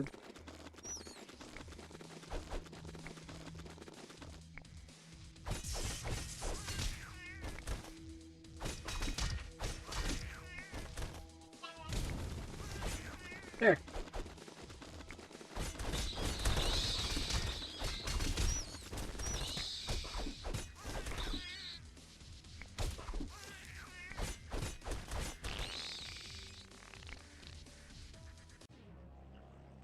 You want the vamp? Oh. Go ahead. Oh, it seemed like the other NPCs actually took some too.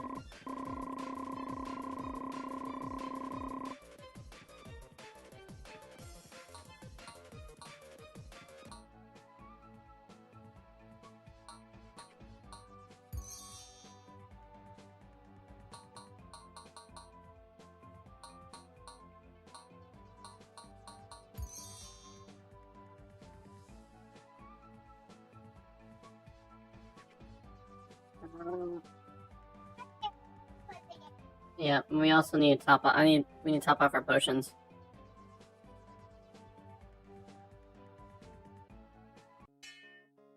Now, that's the time. It's after the question is. You can only equip level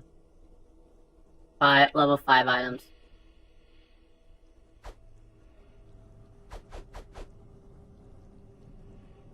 Ah, Mm-hmm. yeah.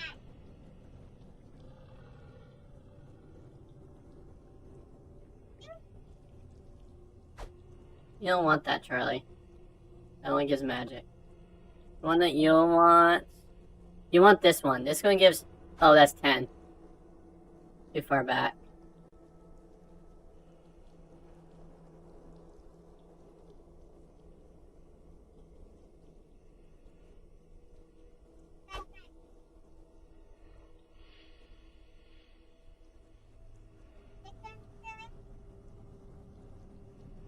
I mean, that one gives crit, but doesn't give no strength.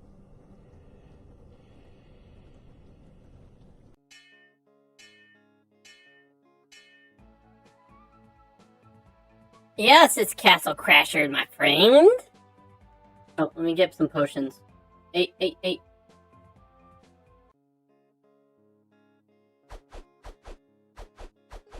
Okay, I'm stacked up. Also top off some bombs. I just need it for if I ever see moments to unlock things. Okay.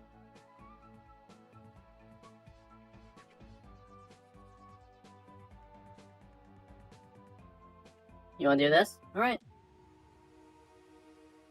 You have a sandwich or do you need to use one of mine?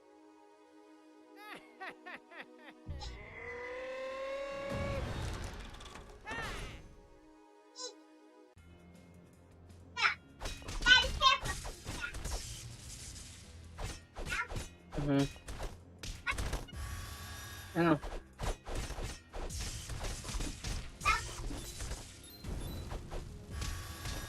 Oh.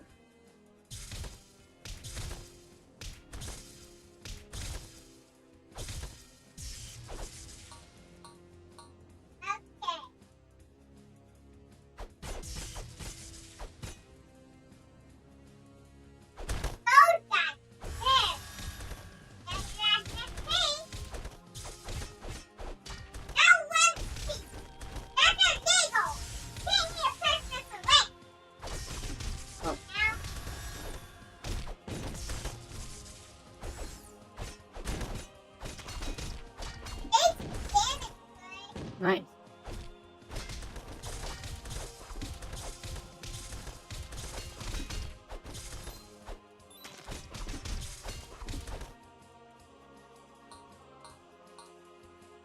Oh, 1 second.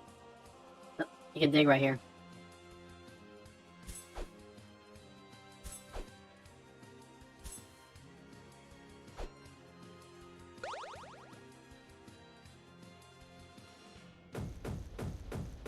Alright, shield.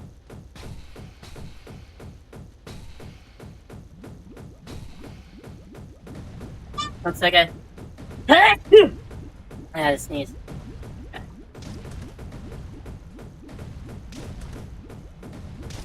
Nope, darn it, anyway.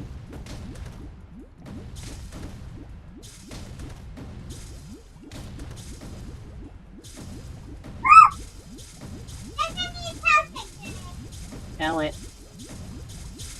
Oh!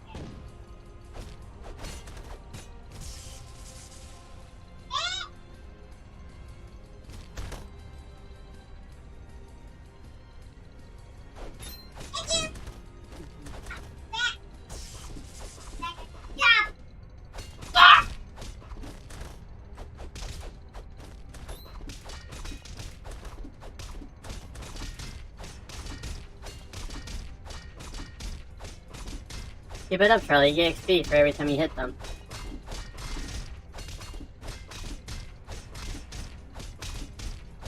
Okay, I think he's gone. There we go.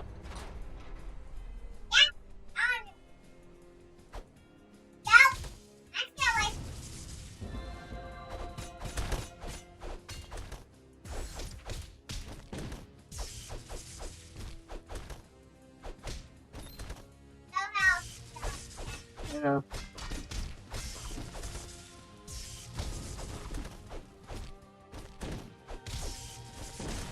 Ah.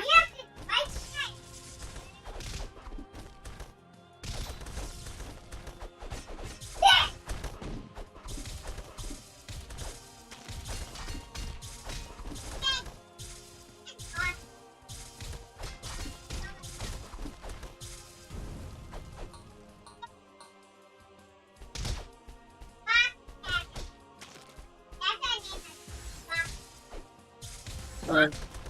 Ow. Oh my gosh.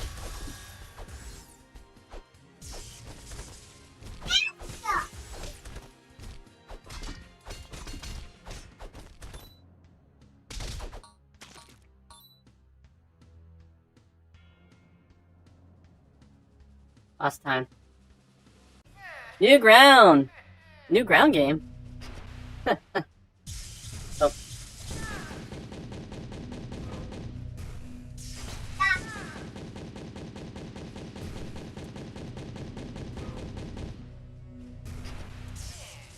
Oh.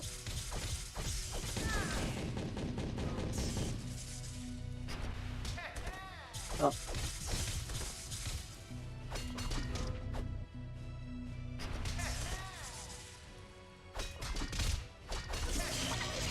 Ow. Ow. Oh gosh. Alright, I got a potion. You use them all. There we go. You can't block that? Okay. Oh. You got to make sure. Okay.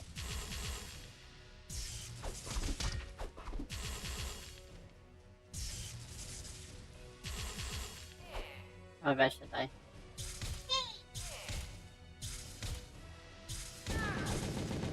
That's gone.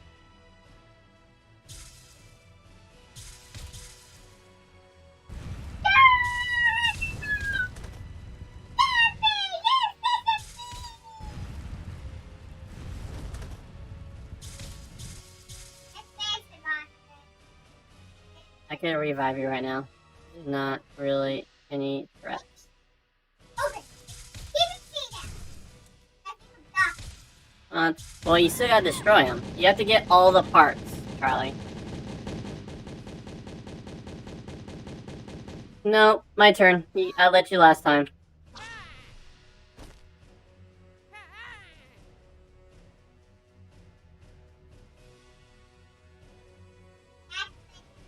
Yes. I did the almighty lunge.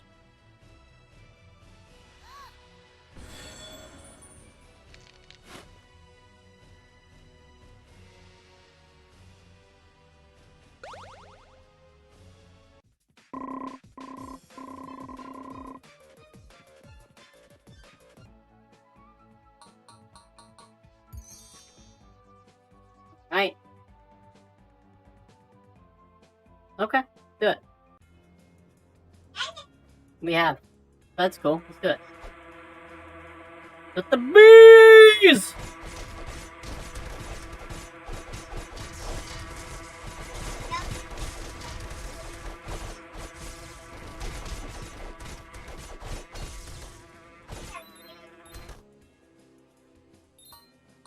Oh, they're just escorting these guys so that they can pretty much fling us. Oh, there's a thing to dig right here, Charlie, if you want to.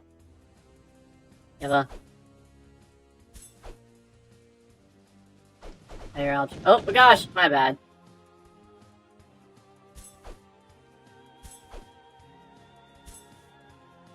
Got it.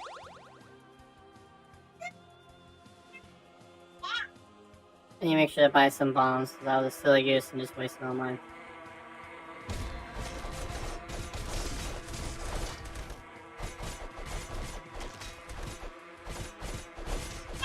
Oh, how did I get the Robin? Where did... What? I lost my giraffe? Where's my giraffe? Giraffe! He's not in there. One that is Oh.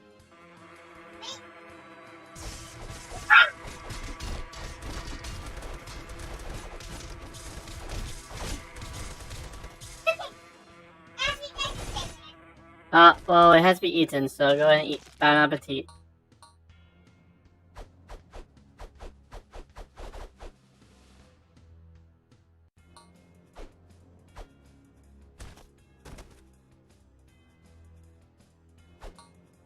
Ah.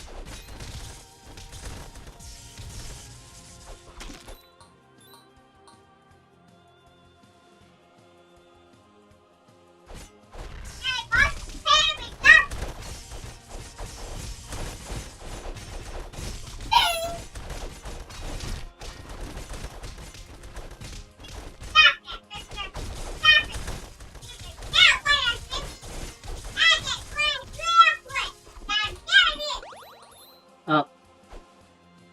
Actually, you want a laser? There we go.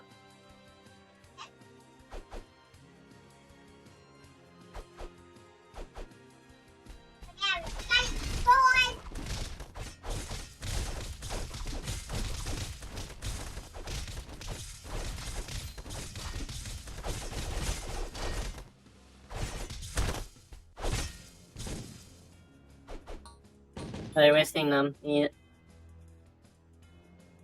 You don't throw. You literally just drop them where you're at. Help me.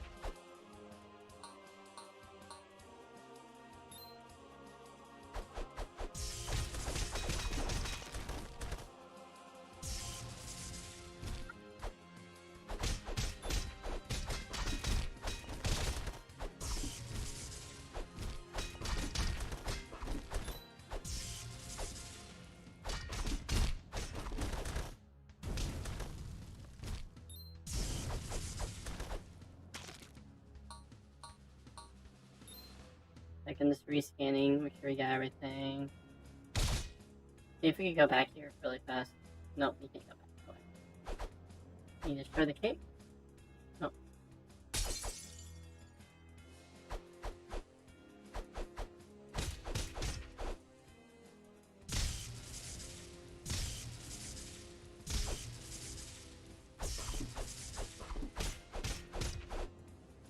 Maybe we missed one stool. Just so we could literally call ourselves Wedding Crashers. Oh, 2 stools. Yeah! Crash this wedding, alright. Oh, digging. Right here, Charlie.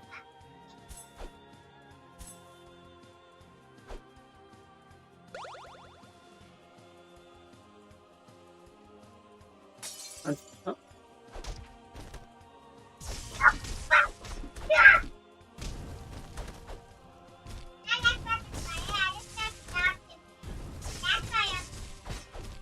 Get him away.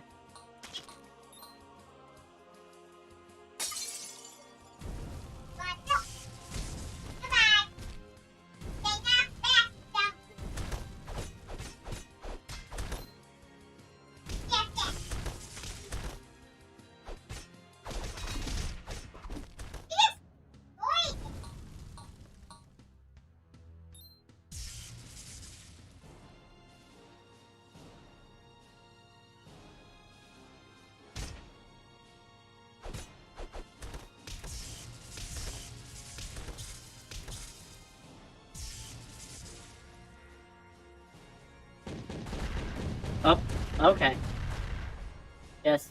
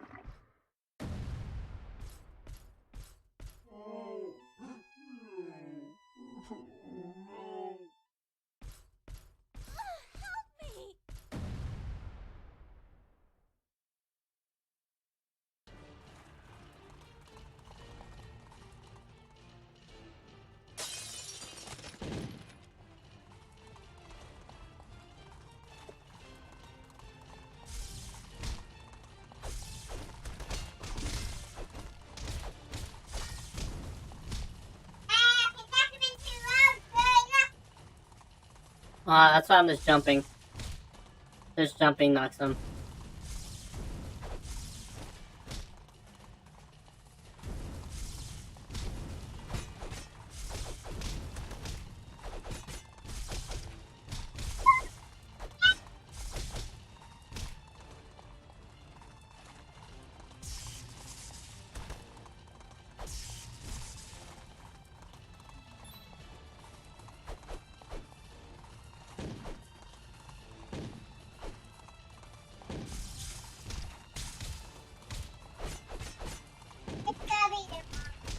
Oh.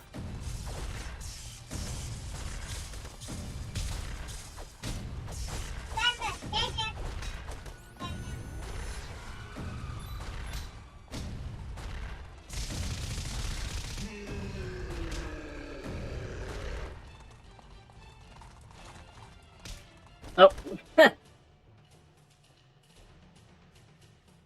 Oh, there's something.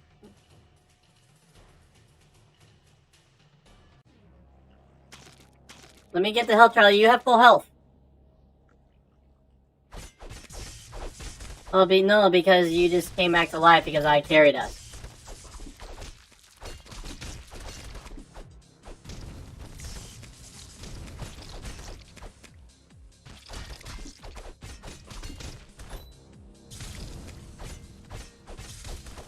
What? Oh, thank you. That's what you mean, mushroom. You go ahead and get the money.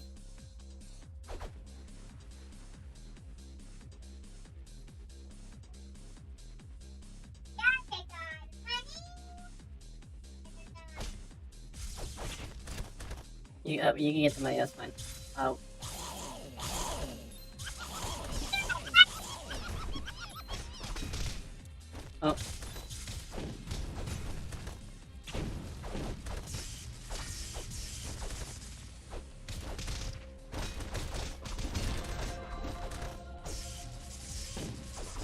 Yeah, go and get the fruit, Charlie.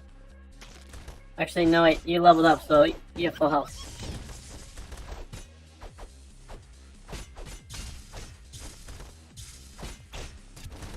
Ow.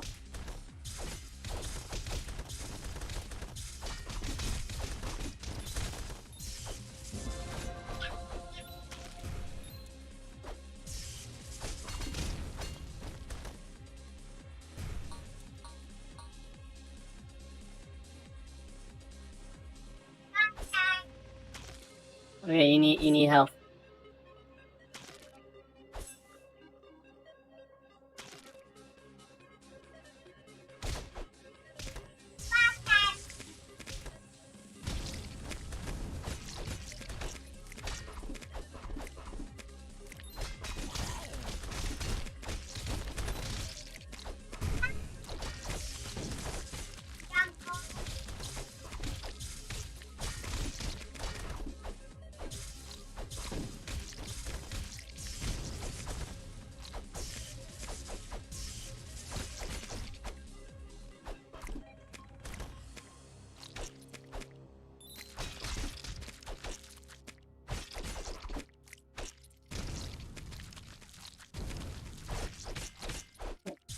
Okay.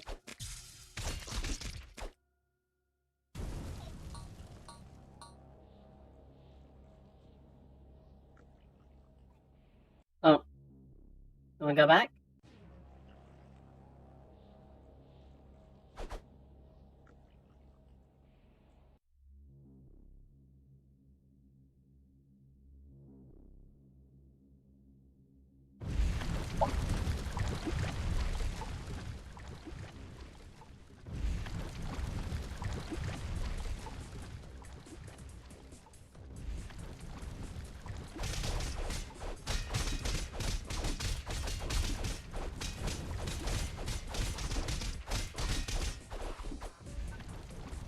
No.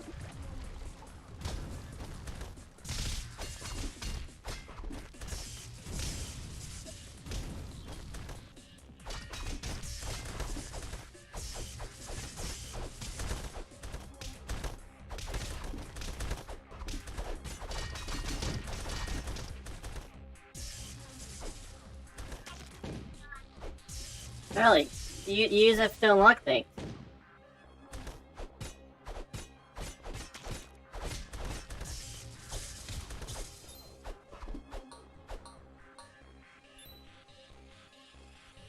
Alright, I think this is a secret. No. Oh, I found it. The crack right there. There's no... Is that the elephant gives? You have to look it up when... Hmm.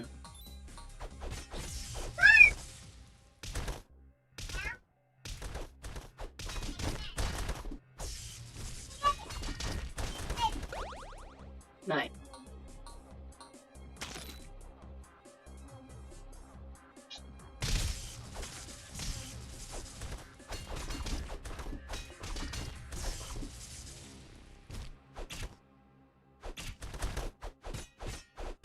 There's food right there, Charlie.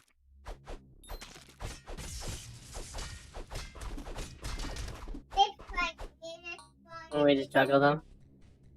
When we just juggle them?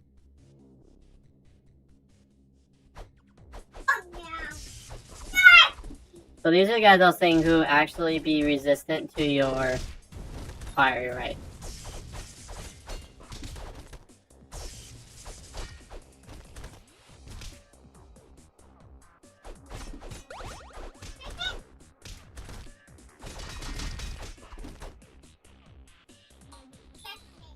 No, Charlie, that doesn't work that my friend. Like, I've just been very lenient. Just when we get to places where I don't have stuff, like, I'm also going to be grabbing things. I just have all this stuff.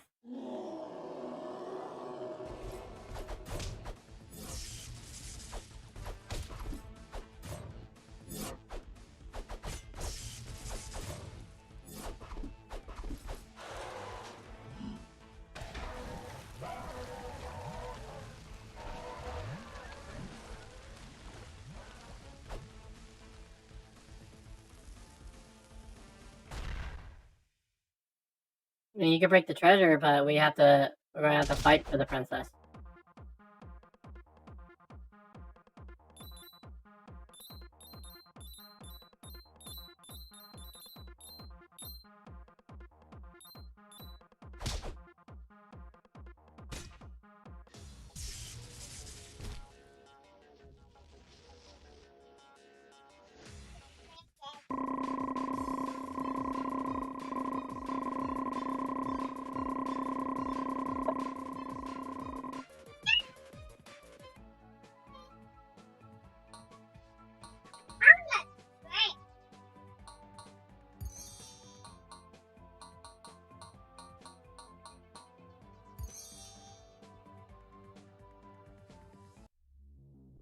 Right. Oh, can we go back to exit the map, please? So I can change my. Thank you. Yeah, I need to change my pet. Sure.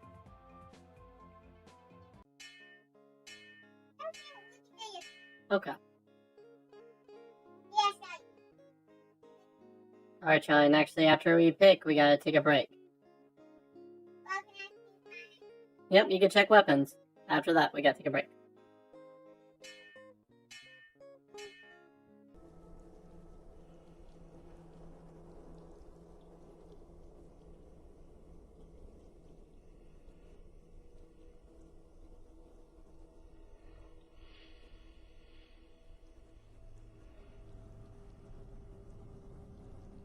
Yep, got 2 more levels to go till you can get those level 10 items.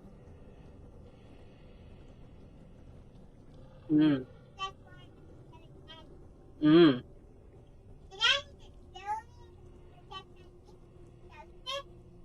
This one kind of looks like yours too. +1 strength and +3 armor. Well, that one's also you too, because you don't use magic. So +3 strength, +2 armor. Wow. And only -2 magic, and you never use magic, so. Yeah, but you only use it to do damage.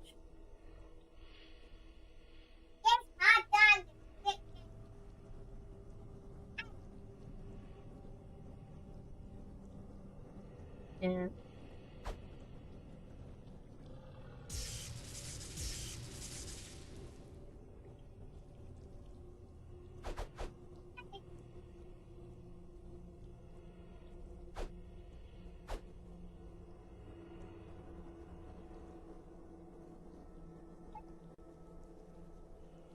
Mm-hmm. No, I was rocking a level 20 mace.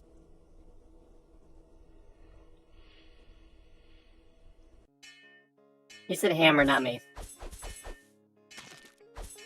Alright. Alright, we can pause here if you want.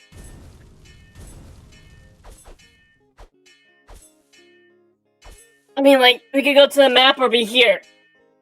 Alright, get off, my friend! Synchronous break.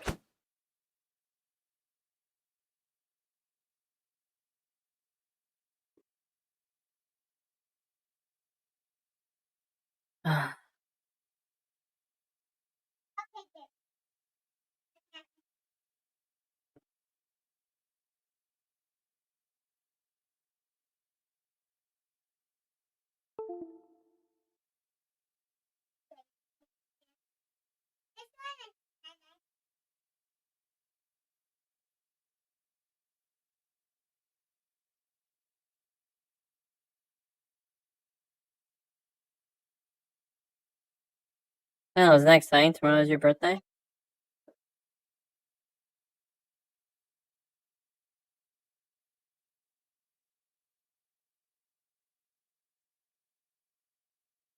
Woo, woo, woo, woo, woo.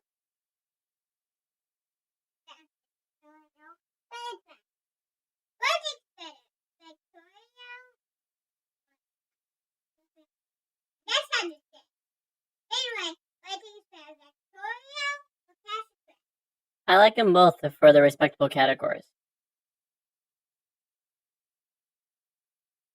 Okay, why aren't you working, Cameron?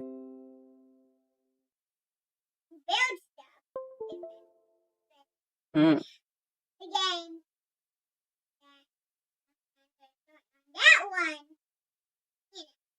There we go. Alright, my friends, if you're just now catching along, we're continuing Lost in the Sun. As you can tell, we are almost done reading it. Book is about a 6th grader who've had a tragedy. He got hit someone with a hockey puck during hockey, and they had a terrible heart condition, and so it killed him. And so he's been holding on to that trauma and pain and going through middle school. Trent. So going through that pain. It's been a really good book, been a really good read, and so yeah, thank you for joining. So it's written by Lisa Graff and published by the Philomel Books, and then print Penguin Young. Penguin Group.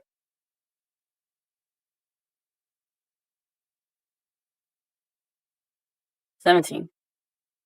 When I walked into PE the next day, Thursday, and Mr. Graham was standing at the door with his clipboard, and even wait for him to ask me his stupid question, am I going to like the kid at me today? I just told him nope. Made my way to the bleacher.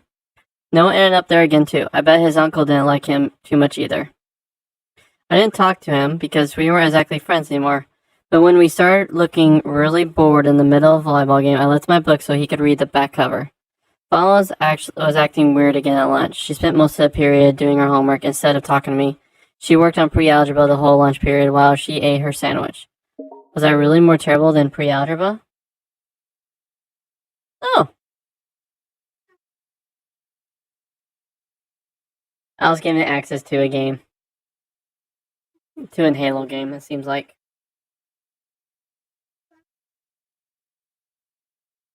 From Microsoft. Microsoft owns Halo. They bought it off Bungie, if I remember that right. Well, I get access to, I think it's a multiplayer Halo game. Yep. She spent most of her period doing her homework and said, was I really more terrible than pre-algebra? I poked her in the side enough, she looked up and said, what? And I told her I was bored and I want to talk to her. Fallon sighed huge, like I was seriously upsetting her homework time. What do you want to talk about? She asked me. I shrugged. So eventually Fallon started going on and on about this girl, Kiesha, in her art class. How she was thinking about hanging out with her, but she wasn't sure, because if Kiesha was a snob, and did I think Kiesha was a snob? She didn't give me a chance to answer. Anyway, I didn't really know Kiesha. It sort of seemed like, to someone who didn't know any better, that Fallon was still mad at me. Only two things I couldn't figure out. The first thing was, when I asked her if she was mad at me, she said no and shut up. And then she told me to stop asking her if she was mad at me, because she wasn't at all. But all my asking was making her mad at me. And if she was mad at me, she'll tell me. Wouldn't she? Only it didn't really seem like she would. And the second thing was, if you're mad at a person, wouldn't you stop having lunch with them altogether? I would think you would, so either Fallon wasn't actually mad at me, and maybe I was just going crazy or something, or she was mad at me.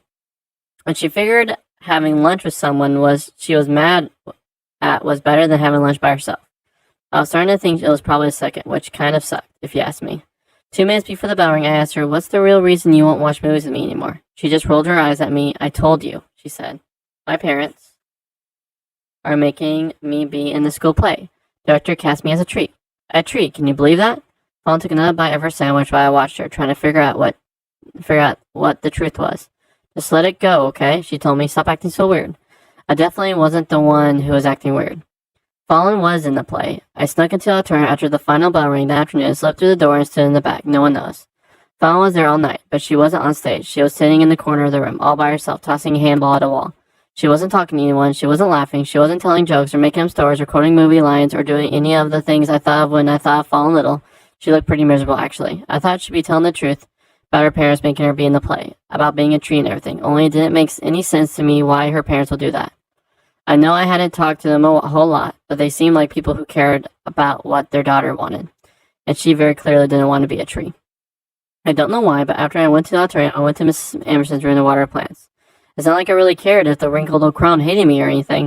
It didn't seem to be working too much either. She hardly looked up from her papers the entire time I was there, watering all 4 billion of her plants.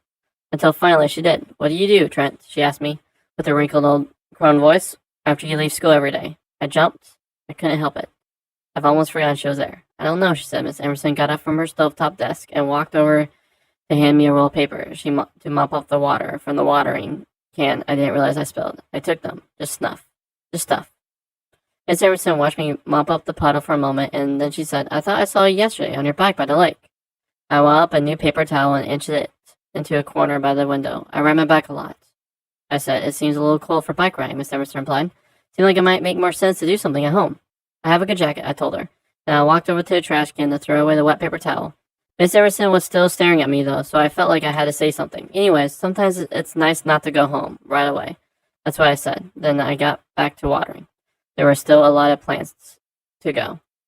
Miss Emerson didn't say anything after that. The whole rest of the time I was there, till I was at the door ready to leave. That's when she said, Trent, I turned around, hand still on the doorknob. The plants will be thirsty again tomorrow. Talk about a wrinkled old crone.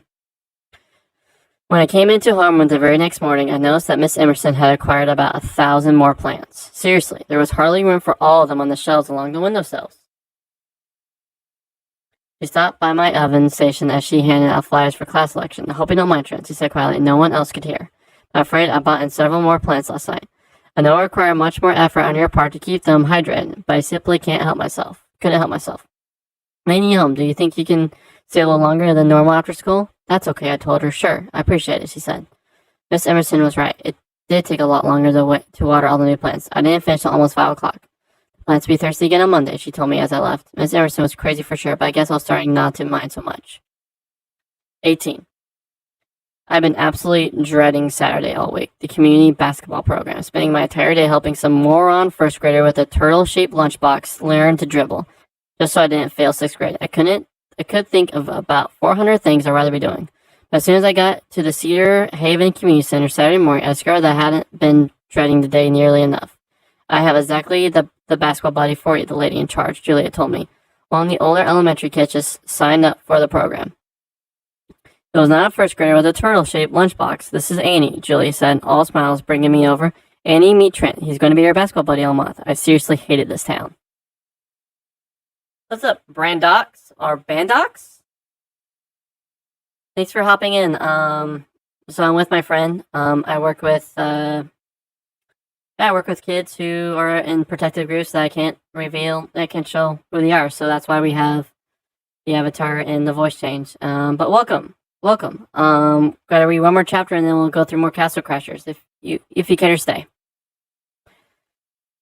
Annie went from weary smile to angry glare in 1.2 milliseconds. I tried to keep my face emotion-free, but honestly, I felt sick inside. Burning fireball of rage mixed with terror mixed with icy panic. It was like an emotion slushy in there. The whole time, Julie explained the drill she wanted us to do that afternoon, and how much fun we were going to have, and how we were going to be best buddies. Just you wait and see. I pretended to look at the community center floor. The floor was not very interesting. A whole lot better to look at than Annie, who was basically glaring at the side of my head. Even without looking, I could tell that's what she was doing, because all the warmed-up, glary air she forced at me with her eyes was making my cheek burn. So there you go, Julia said, tossing us each a basketball. Your hoops on the far end over there, she pointed. Ask me if you have any questions. I'll come check on you guys in a few. I have a question, Annie said, before Julia could make a break for it. Do you have anyone else? Another buddy you can sign me up with? Julia paused for a moment. You could tell she'd never been asked that question before. I'm sorry, she said, glancing between two of us. All the boys have already been paired up. But I know you two will get along like gangbusters. Don't you think so, Trent? I said. That's the spirit, Julie squeezed my shoulder. Don't forget to have fun, you two. I was pretty sure we're going to forget to have fun. Annie and I were silent the whole way to the basketball hoop. I didn't know what Annie was thinking about. Probably how to get out of this basketball program she signed up for. But I was thinking about what would be worse, spending every Saturday for the next month with Jerry Richards' little sister or repeating 6th grade. It was a close call. I said. When we got to the basketball hoop on the far end of the floor. Oh, thanks, man. Because one of us had to say something at some point. So, do you want to go first? I asked. Julia said you're supposed to demonstrate your rebound shot. Or I could do it first as an example if you want. I don't like you. That's what Annie said to me. My head shot up. Oh, because what exactly are you supposed to say about a thing like that? Look, I'm sorry about the soup thing the other week. I shouldn't have splashed soup on you. At you. Or whatever. But we both knew that wasn't really what I was apologizing for. Annie was staring at me. Just staring at me. Like I was a painting on the wall. She had her basketball grip tight in both hands. I know you're the one who hit the hockey puck, she said. I looked down at the basketball in my hand. Suddenly I felt like an idiot for holding a basketball while I was having this conversation. It seemed like the kind of conversation you should hold a basketball during. You know what I was supposed to do? Toss it at the wall? That would be even more awful. I'm sorry about that too, I told Annie, which was the truth. Did you do it on purpose? She asked me, still staring. No. My hands were starting to get sweaty on the ball. Of course not. It was an accident. She thought about that. I hate you, she said at last. I cleared my throat. I think I hate me too, if I were you. That's why I told her, and it was still the truth. I could tell from the look on her face that Annie was expecting me to say that. Is that supposed to make me hate you less? She asked me. I shrugged. Nope, it's just the truth. Well, it doesn't matter. I still hate you. Join the club. I don't know why, but I started dribbling my basketball. Then I still felt weird. It still felt weird, but at least it was something to do. There's a whole ton of people who hate me. You could be the president. Yeah? Annie asked. She seemed honestly interested. I started dribbling down the court, and she followed me, doing her best dribbling. Like who? Well, I reached the edge of the court and then did a pivoting to turn back the other way. I passed Annie and dribbled around her like you, my dad, my stepmom, most of my teachers, my best friend, my brother, my mom at the moment, probably my mom's new boyfriend, maybe a dog or two. Annie was at the edge of the court trying to turn. She lost control of the ball, though, and it rolled off towards the wall. She went to fetch it. When she retreated, she ran back until she was standing right beside me, and we took up dribbling again. That's a lot of people who hate you, she said after a minute. Yep, I said, I told you. If I could be president? Definitely. You could start charging anyone who wanted to join, and you'll make a whole lot of money. Start billing watcher for a second. You're getting a bad angle on the ball when you dribble, I told her. And don't take such big steps when you walk. I shouldered it. Yeah, that's better. It was a weird thing, but talking to the person who hated me more than anyone else in the world turned out not to be so terrible. Because I knew that no matter what I did, there was no way she could hate me more than she already did. So I could just be myself. In the meantime, maybe I'll teach her a thing or two about basketball. Hold on, I said. When she started to get the hang of dribbling and walking, you can't do that. That's traveling. What's traveling? She asked me. We worked on dribbling until Julie came over and told us that there wasn't the drill we were supposed to be doing. So then we shot hoops for a while. Annie was pretty good at that, actually. She got 3 in a row right away. We started trading off, one shot after another, so I could get some hoops in too. I was just lining up a shot when Annie told me, Doug doesn't hate you. I wasn't expecting her to say anything, so when I threw the ball, it went off at a bad angle. What? I said, rushing to retrieve the ball before it bounced into the next court over. Annie waited until I was back on our court. Doug doesn't hate you, she said again. You said before that your brothers hate you, but Doug doesn't. He likes you a lot. That was news to me. All I did was refuse to help Doug with his pranks. If I were him, I'll hate me for sure. Why would he like me? I asked her. Annie threw the ball. Didn't score, but it was close. Just a little low. Beats me, she says. I ran to grab the ball. Sometimes I think he's kind of dumb. I laughed at that. Try again, I told her, passing her the ball. You get a do-over since you're talking. That time, the ball switched to the hoop. At the end of the day, Julie said Annie and I were a natural team. She grinned at us. See you both next Saturday. I glanced sideways at Annie, who was glancing sideways at me. Sure, I said, just as Annie said, yeah, okay. I was kicking up the kicks on my bike outside the community center when I sensed somebody behind me. I turned around. It was Annie. I don't need an older brother, she told me. I had one already. And she stopped, blinked at me. For a second, I thought she was going to say, and you killed him. Which I think might have gut punched me so hard I've fallen over, but she didn't. Blink, blink, he's gone now. Well, good, I said. I wasn't feeling particularly great about myself. But at least I wasn't feeling gut punched either. Besides, I sort of like this Annie girl. She wasn't some weepy, sad sack little priss like I thought she'll be. I could kind of tell why Doug liked hanging out with her. I mean, not about him being gone, but anyways, I don't need another little sister. I have one of those already, and a little brother too, and he stinks. And he thought about that. Doug does stink. She agreed. I threw my leg over my bike and placed my feet on the pedals. So, see you next week, I asked. She nodded. I still hate you, she told me. I nodded back. See you then, I said. It wasn't until I was all the way home that I realized my arms hadn't gone clamming once the whole day. Alright, that's 2 chapters, my friend. We can continue with more Castle Crashers till we gotta go.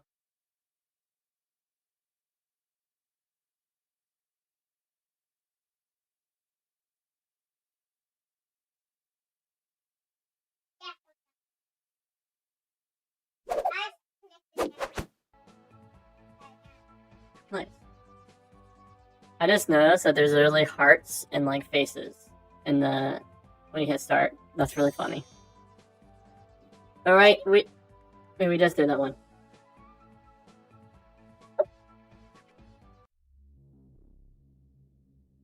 This one's gonna suck. We probably should have...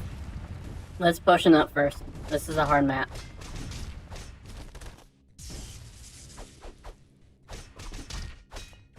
Okay.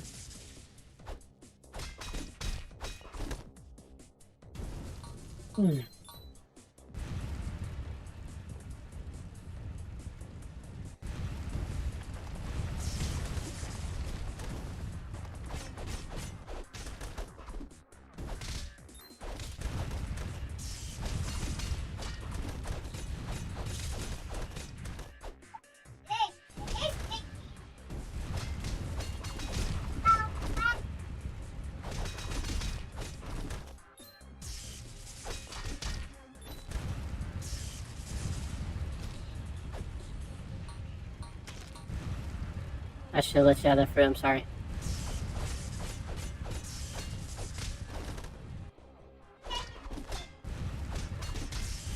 Okay.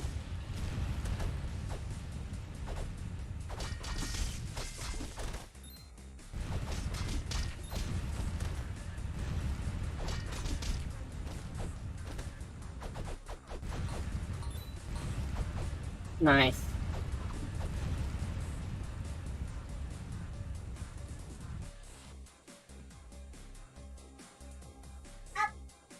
This is actually a good way to stock up on sandwiches. So we'll just keep on taking these guys down until they give us all them sandwiches. So we stack up on sandwiches, okay? So don't sandwich up, please. We'll just keep... Alright, get the next sandwich. Oh. Charlie, come here. There's a sandwich there for you. Get it. Well, to top off our sandwiches.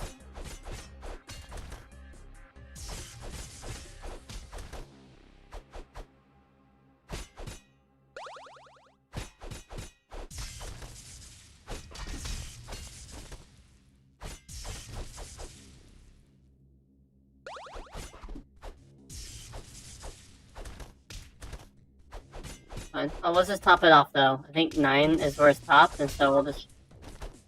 Oh. Okay. Because we gotta use sandwiches when we fight the volcano, too.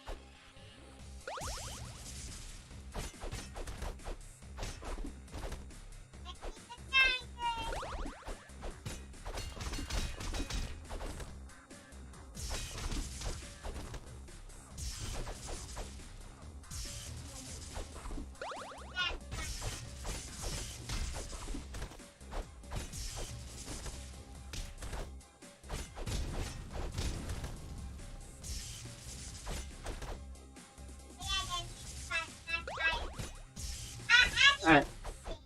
Okay. Let's just double check, make sure it...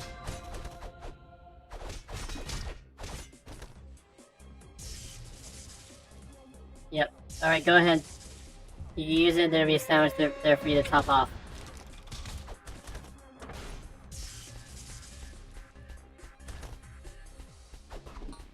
Oh, sound missed the spirit. Oh, there you go. Alright.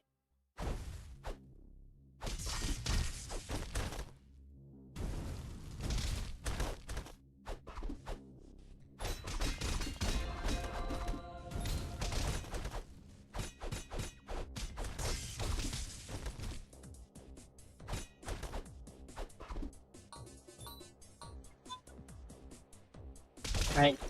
Oh. You know, it's...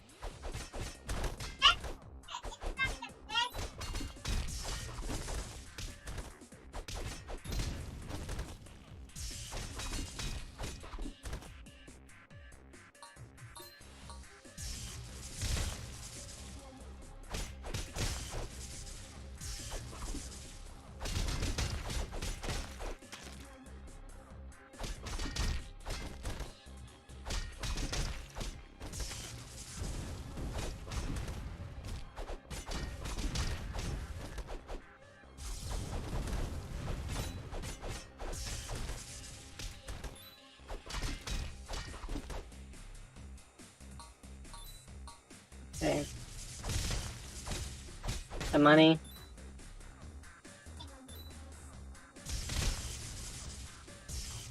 Get that money.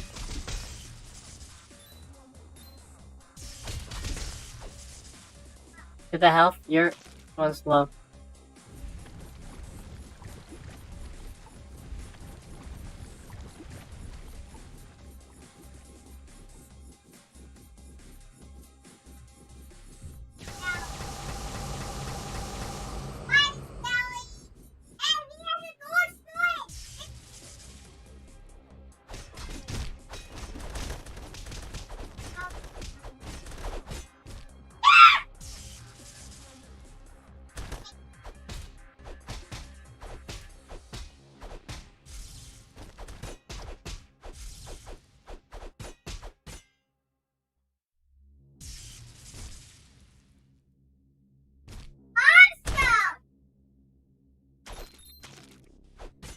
Oh.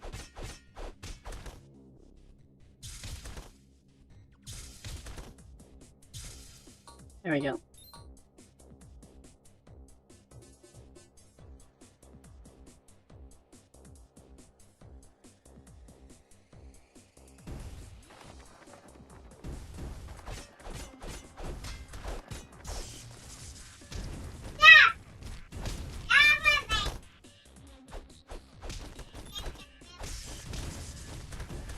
Of course, you're the one's low.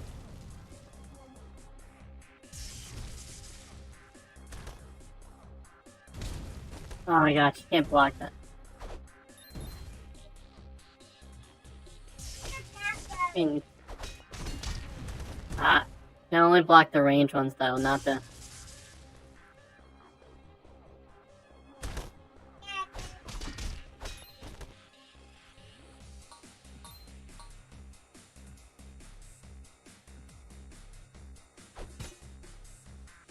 You bugger. Get out of here.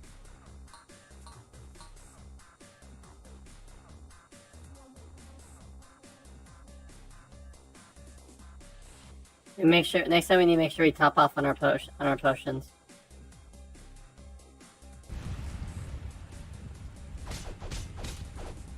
Oh, I totally should have eaten that. Alright, whatever, it's fine.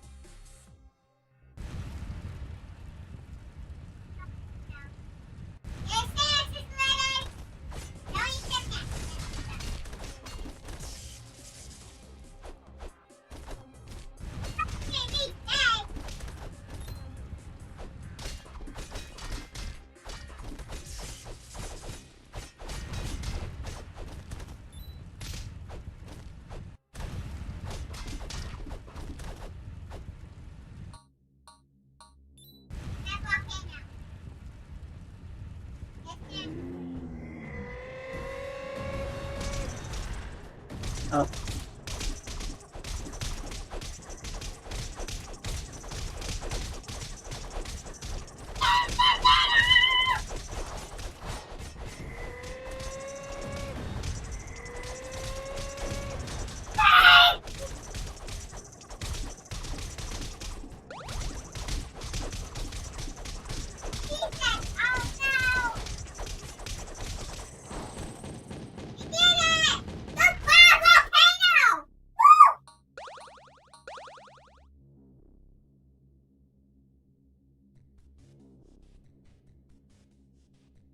Well, you switch. There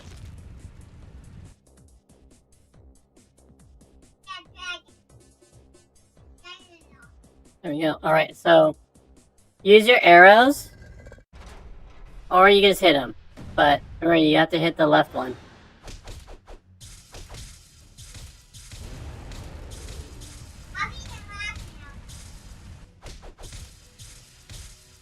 There we go.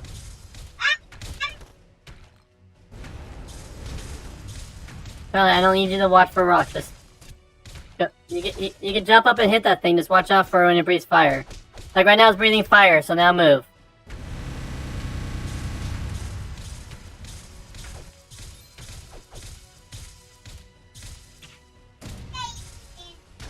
Oh. Guess he could hop up and hit him.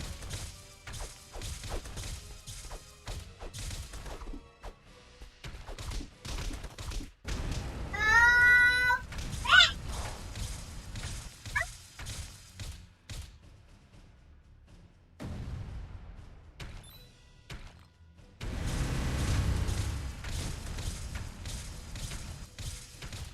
Sure.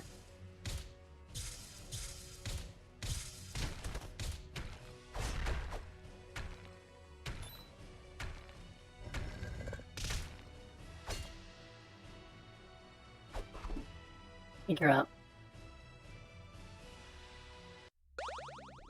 Up.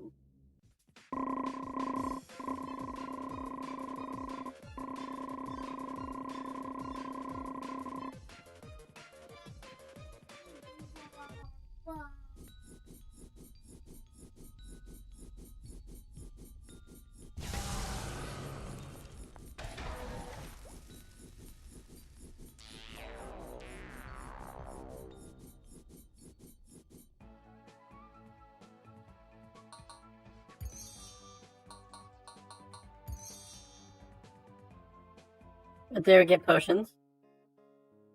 And you can get that weapon right there. And that weapon is really good for you. Plus 5 damage.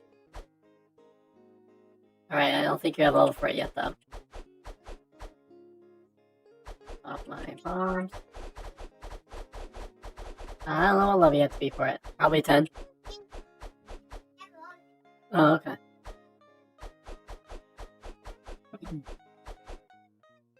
Top off of your potions first. Okay. Well, we done everything. Yep, we can do both now.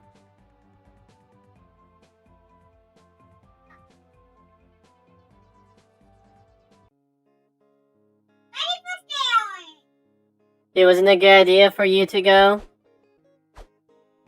Was it a good idea for you to go straight?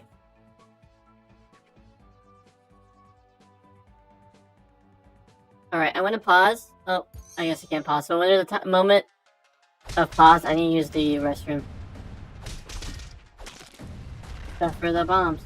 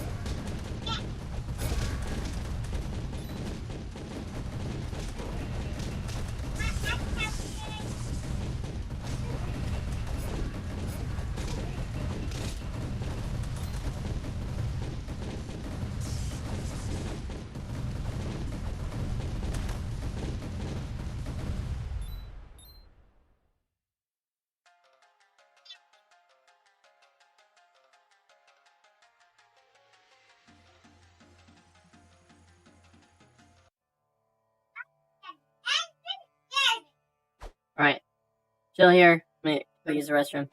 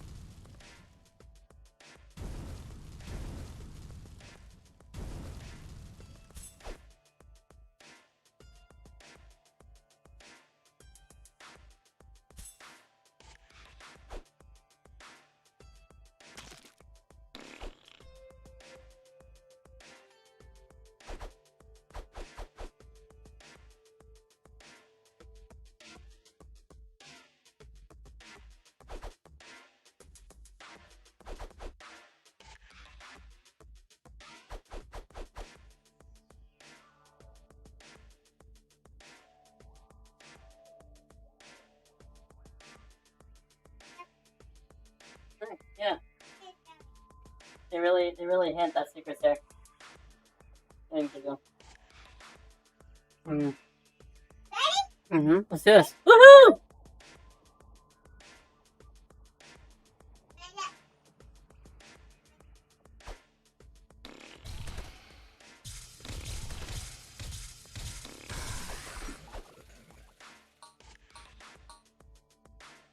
There's another big thing right there.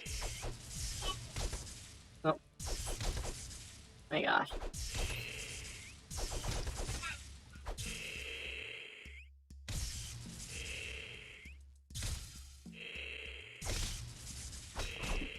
That's funny, you take a lot more. Oh, there's another spot to dig. Oh, that's fine.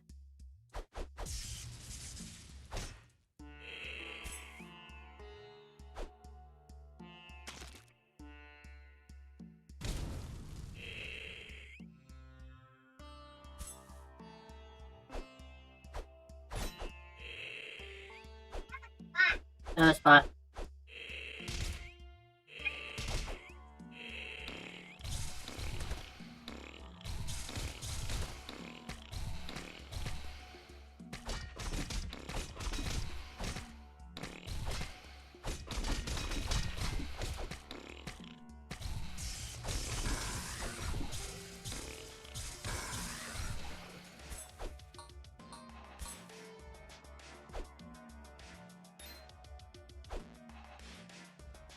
Just ignore them. And they also literally just keep coming until... Oh, I didn't mean to take...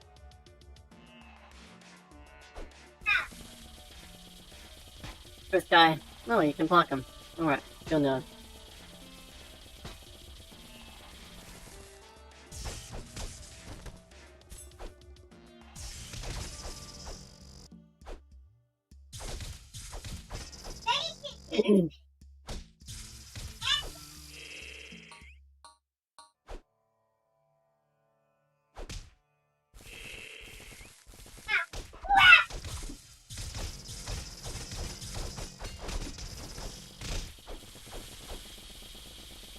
Don't waste bombs. Okay. Oh.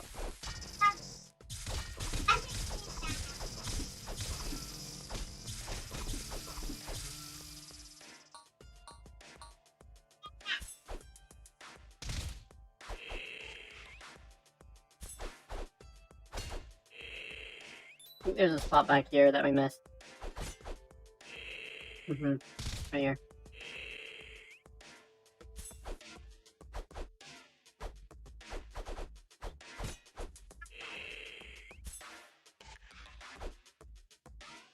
Boots! A boot!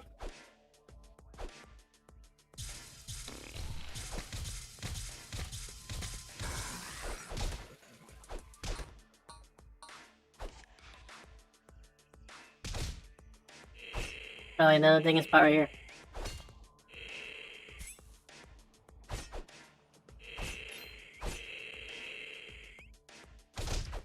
Okay, spot right here.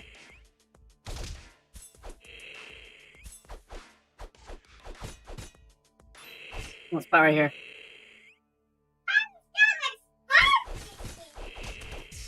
You might have to wait till after we fight bosses. Don't try it now. Oh.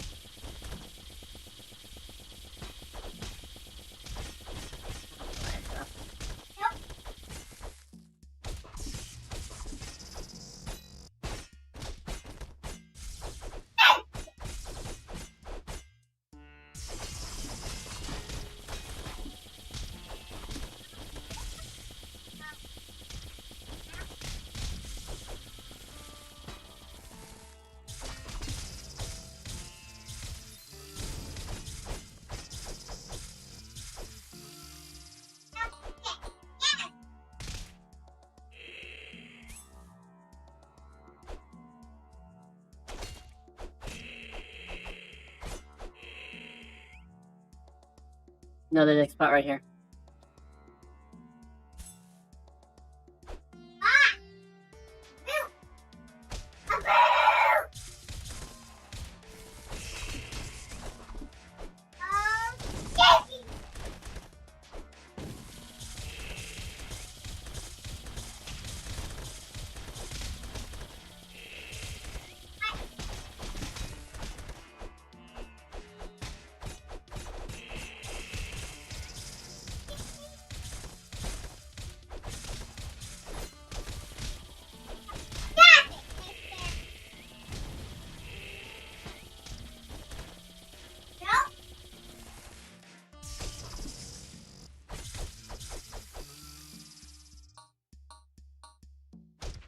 Another thing is spot right here.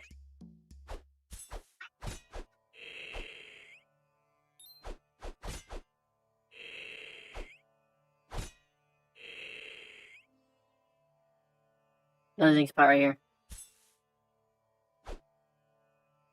Oh, bro, yep.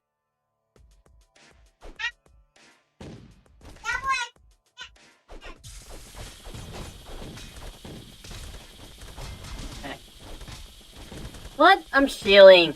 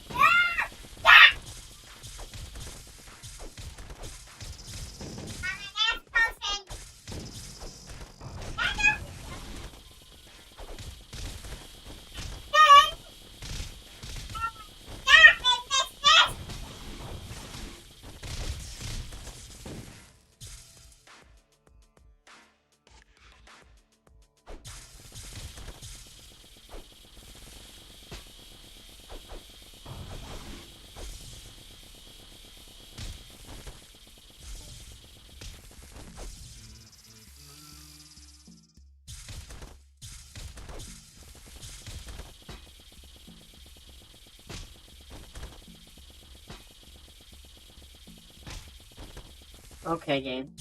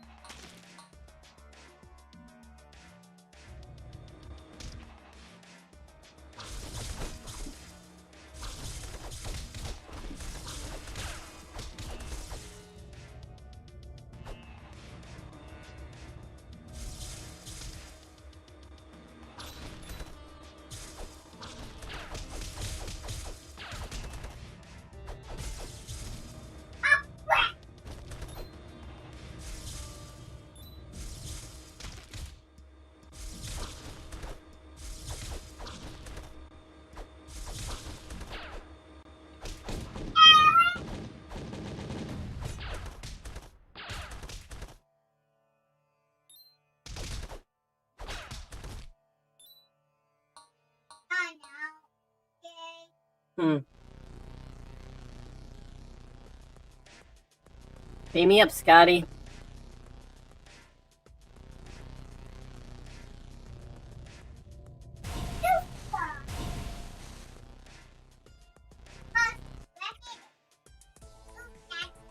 Oh.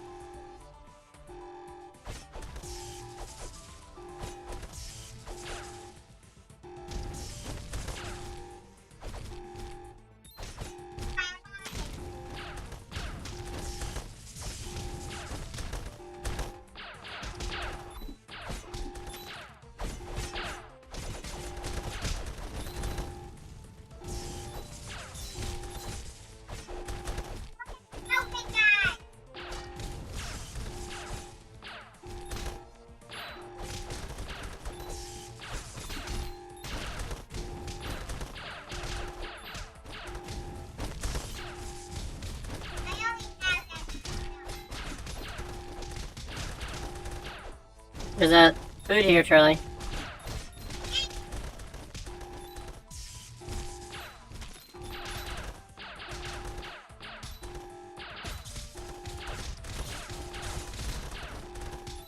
Stop it! Stop, Arian! Oh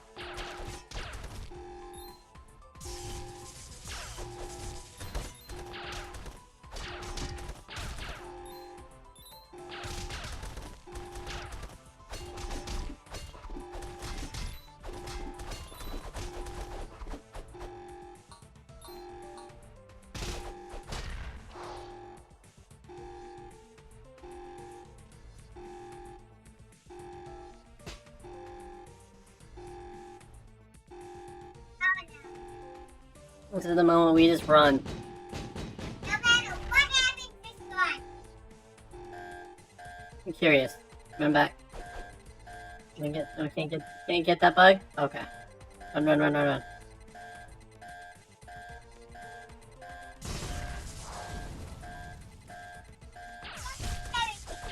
Yes, we have to finish them though. Go.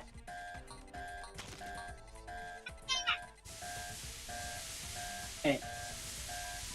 Don't be too hasty. Oh.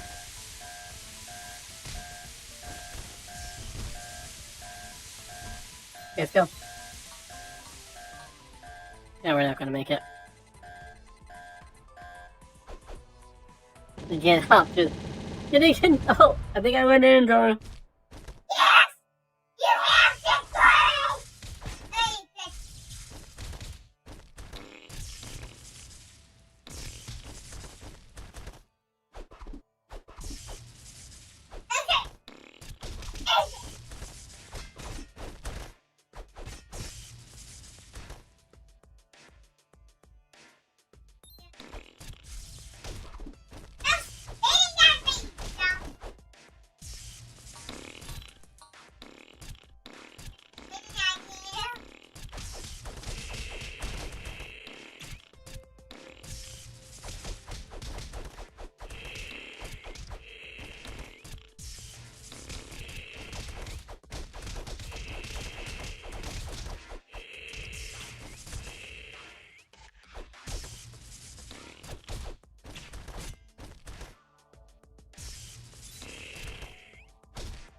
There's health right there, Charlie. Right behind, there you go.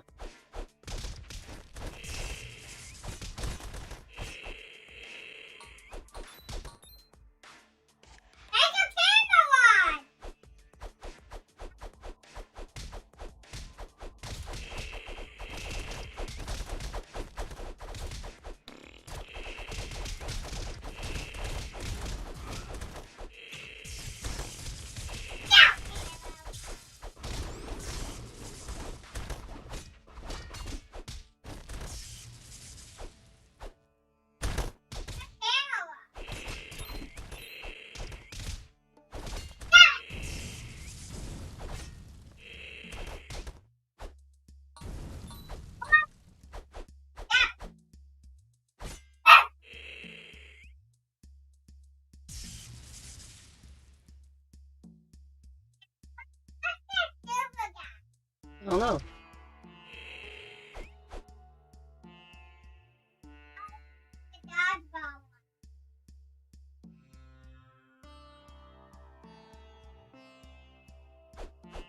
Is it to catch up to him?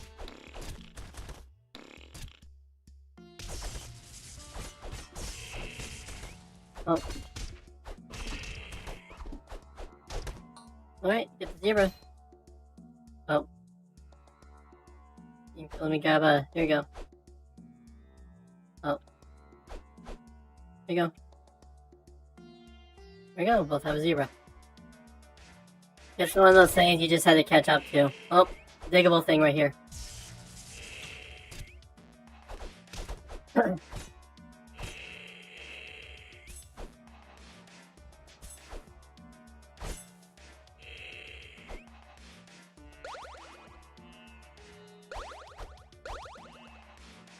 Oh, I already have that.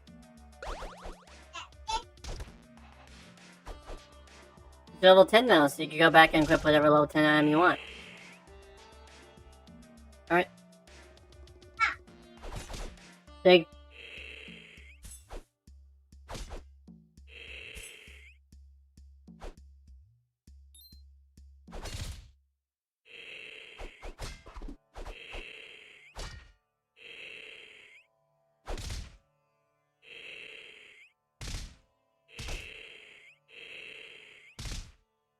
Ignore them, Charlie. Wait 1 second. Let me see if there's anything worth blowing up here. Nope. Alright.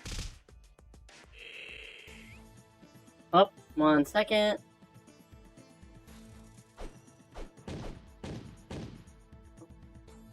Want the cat? Go ahead. Okay, well, just get it to unlock it. I guess you already have it. It gives increased agility. I don't know what the zebra does, though.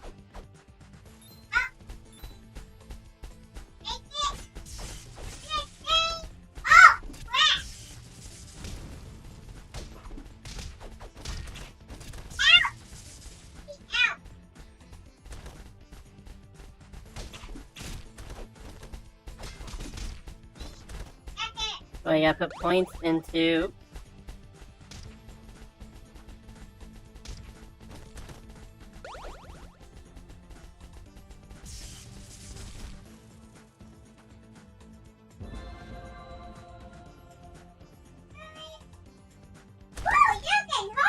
Well, if you level up your mana... Hear me. You get it, get it, get it. Your mana, when you level up, your mana and health regenerates. And so it allows you to hold on to the spurts.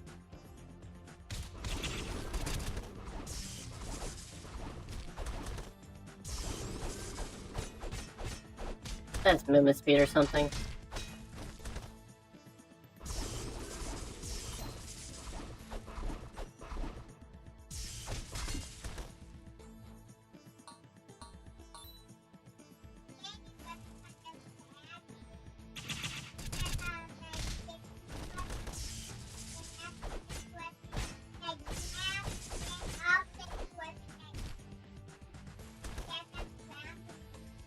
Oh, sure. You might have to go back to the blacksmith for me to get the weapon back, because it generally disappears when you do that. If you want to, we can go back, and we can quickly do a swap like that.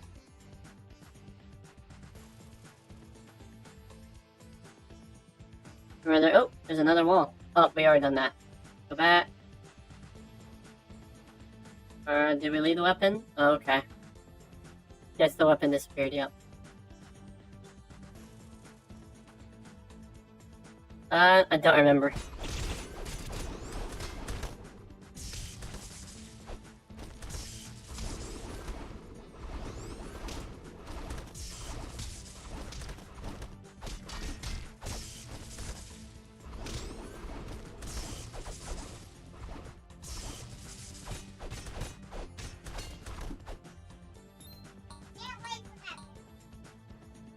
Can't wait for tomorrow.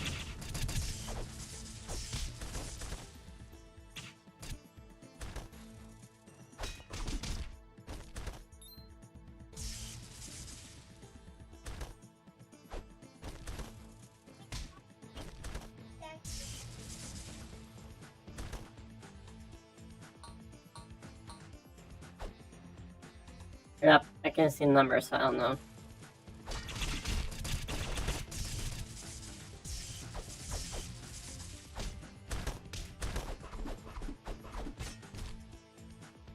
I really don't like not seeing them.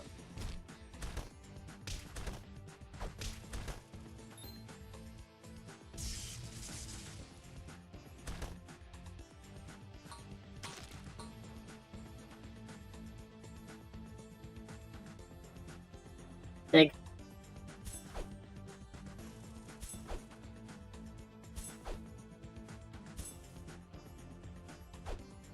Right.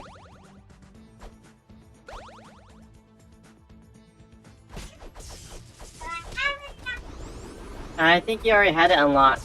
You just weren't the right level for it.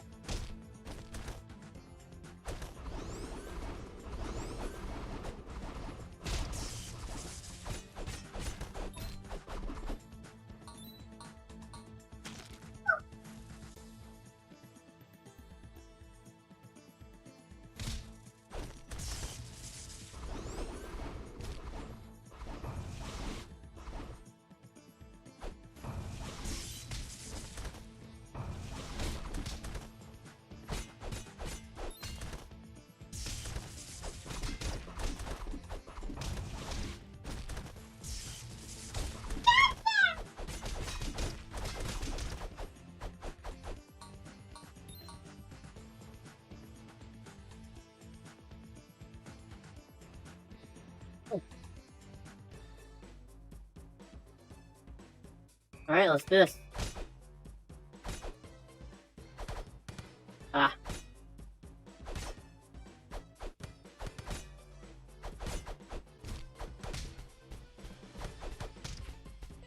Come on.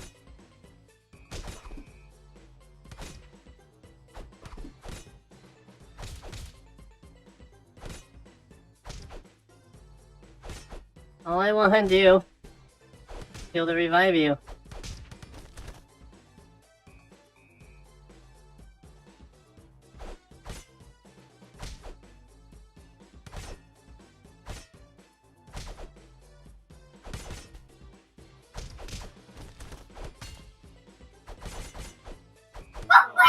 Ah.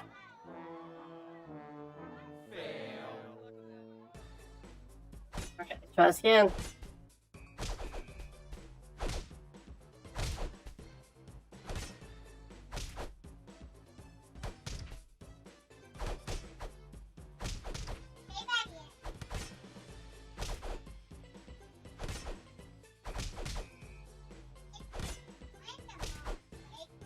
Oh, true. If you hit a bouncy ball with swords, of course they'll break.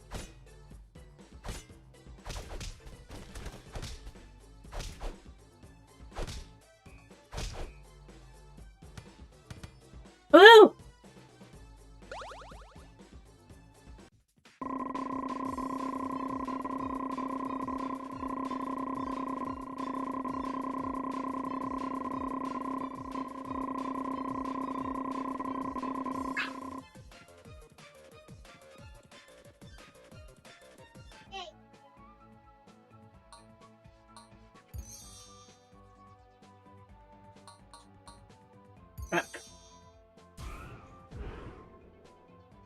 Going the wrong way for Blacksmith.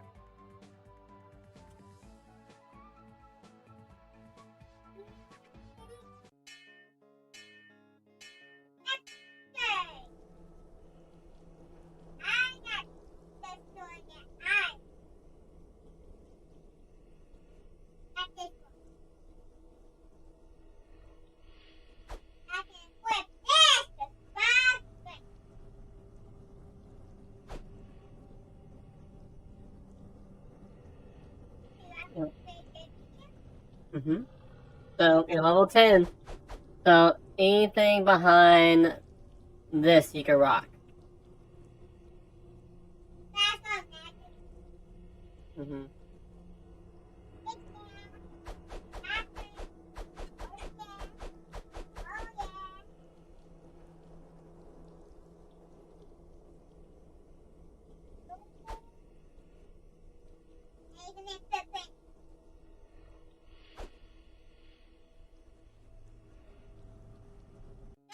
You want to see what you want to ask the pet person what your animal does? You can find food and grass.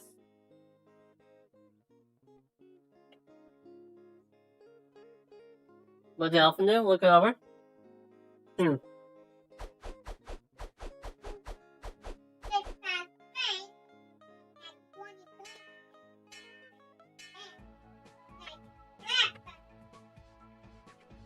Okay. We have 4 minutes left. We don't have enough time for another match. So we probably should call right now.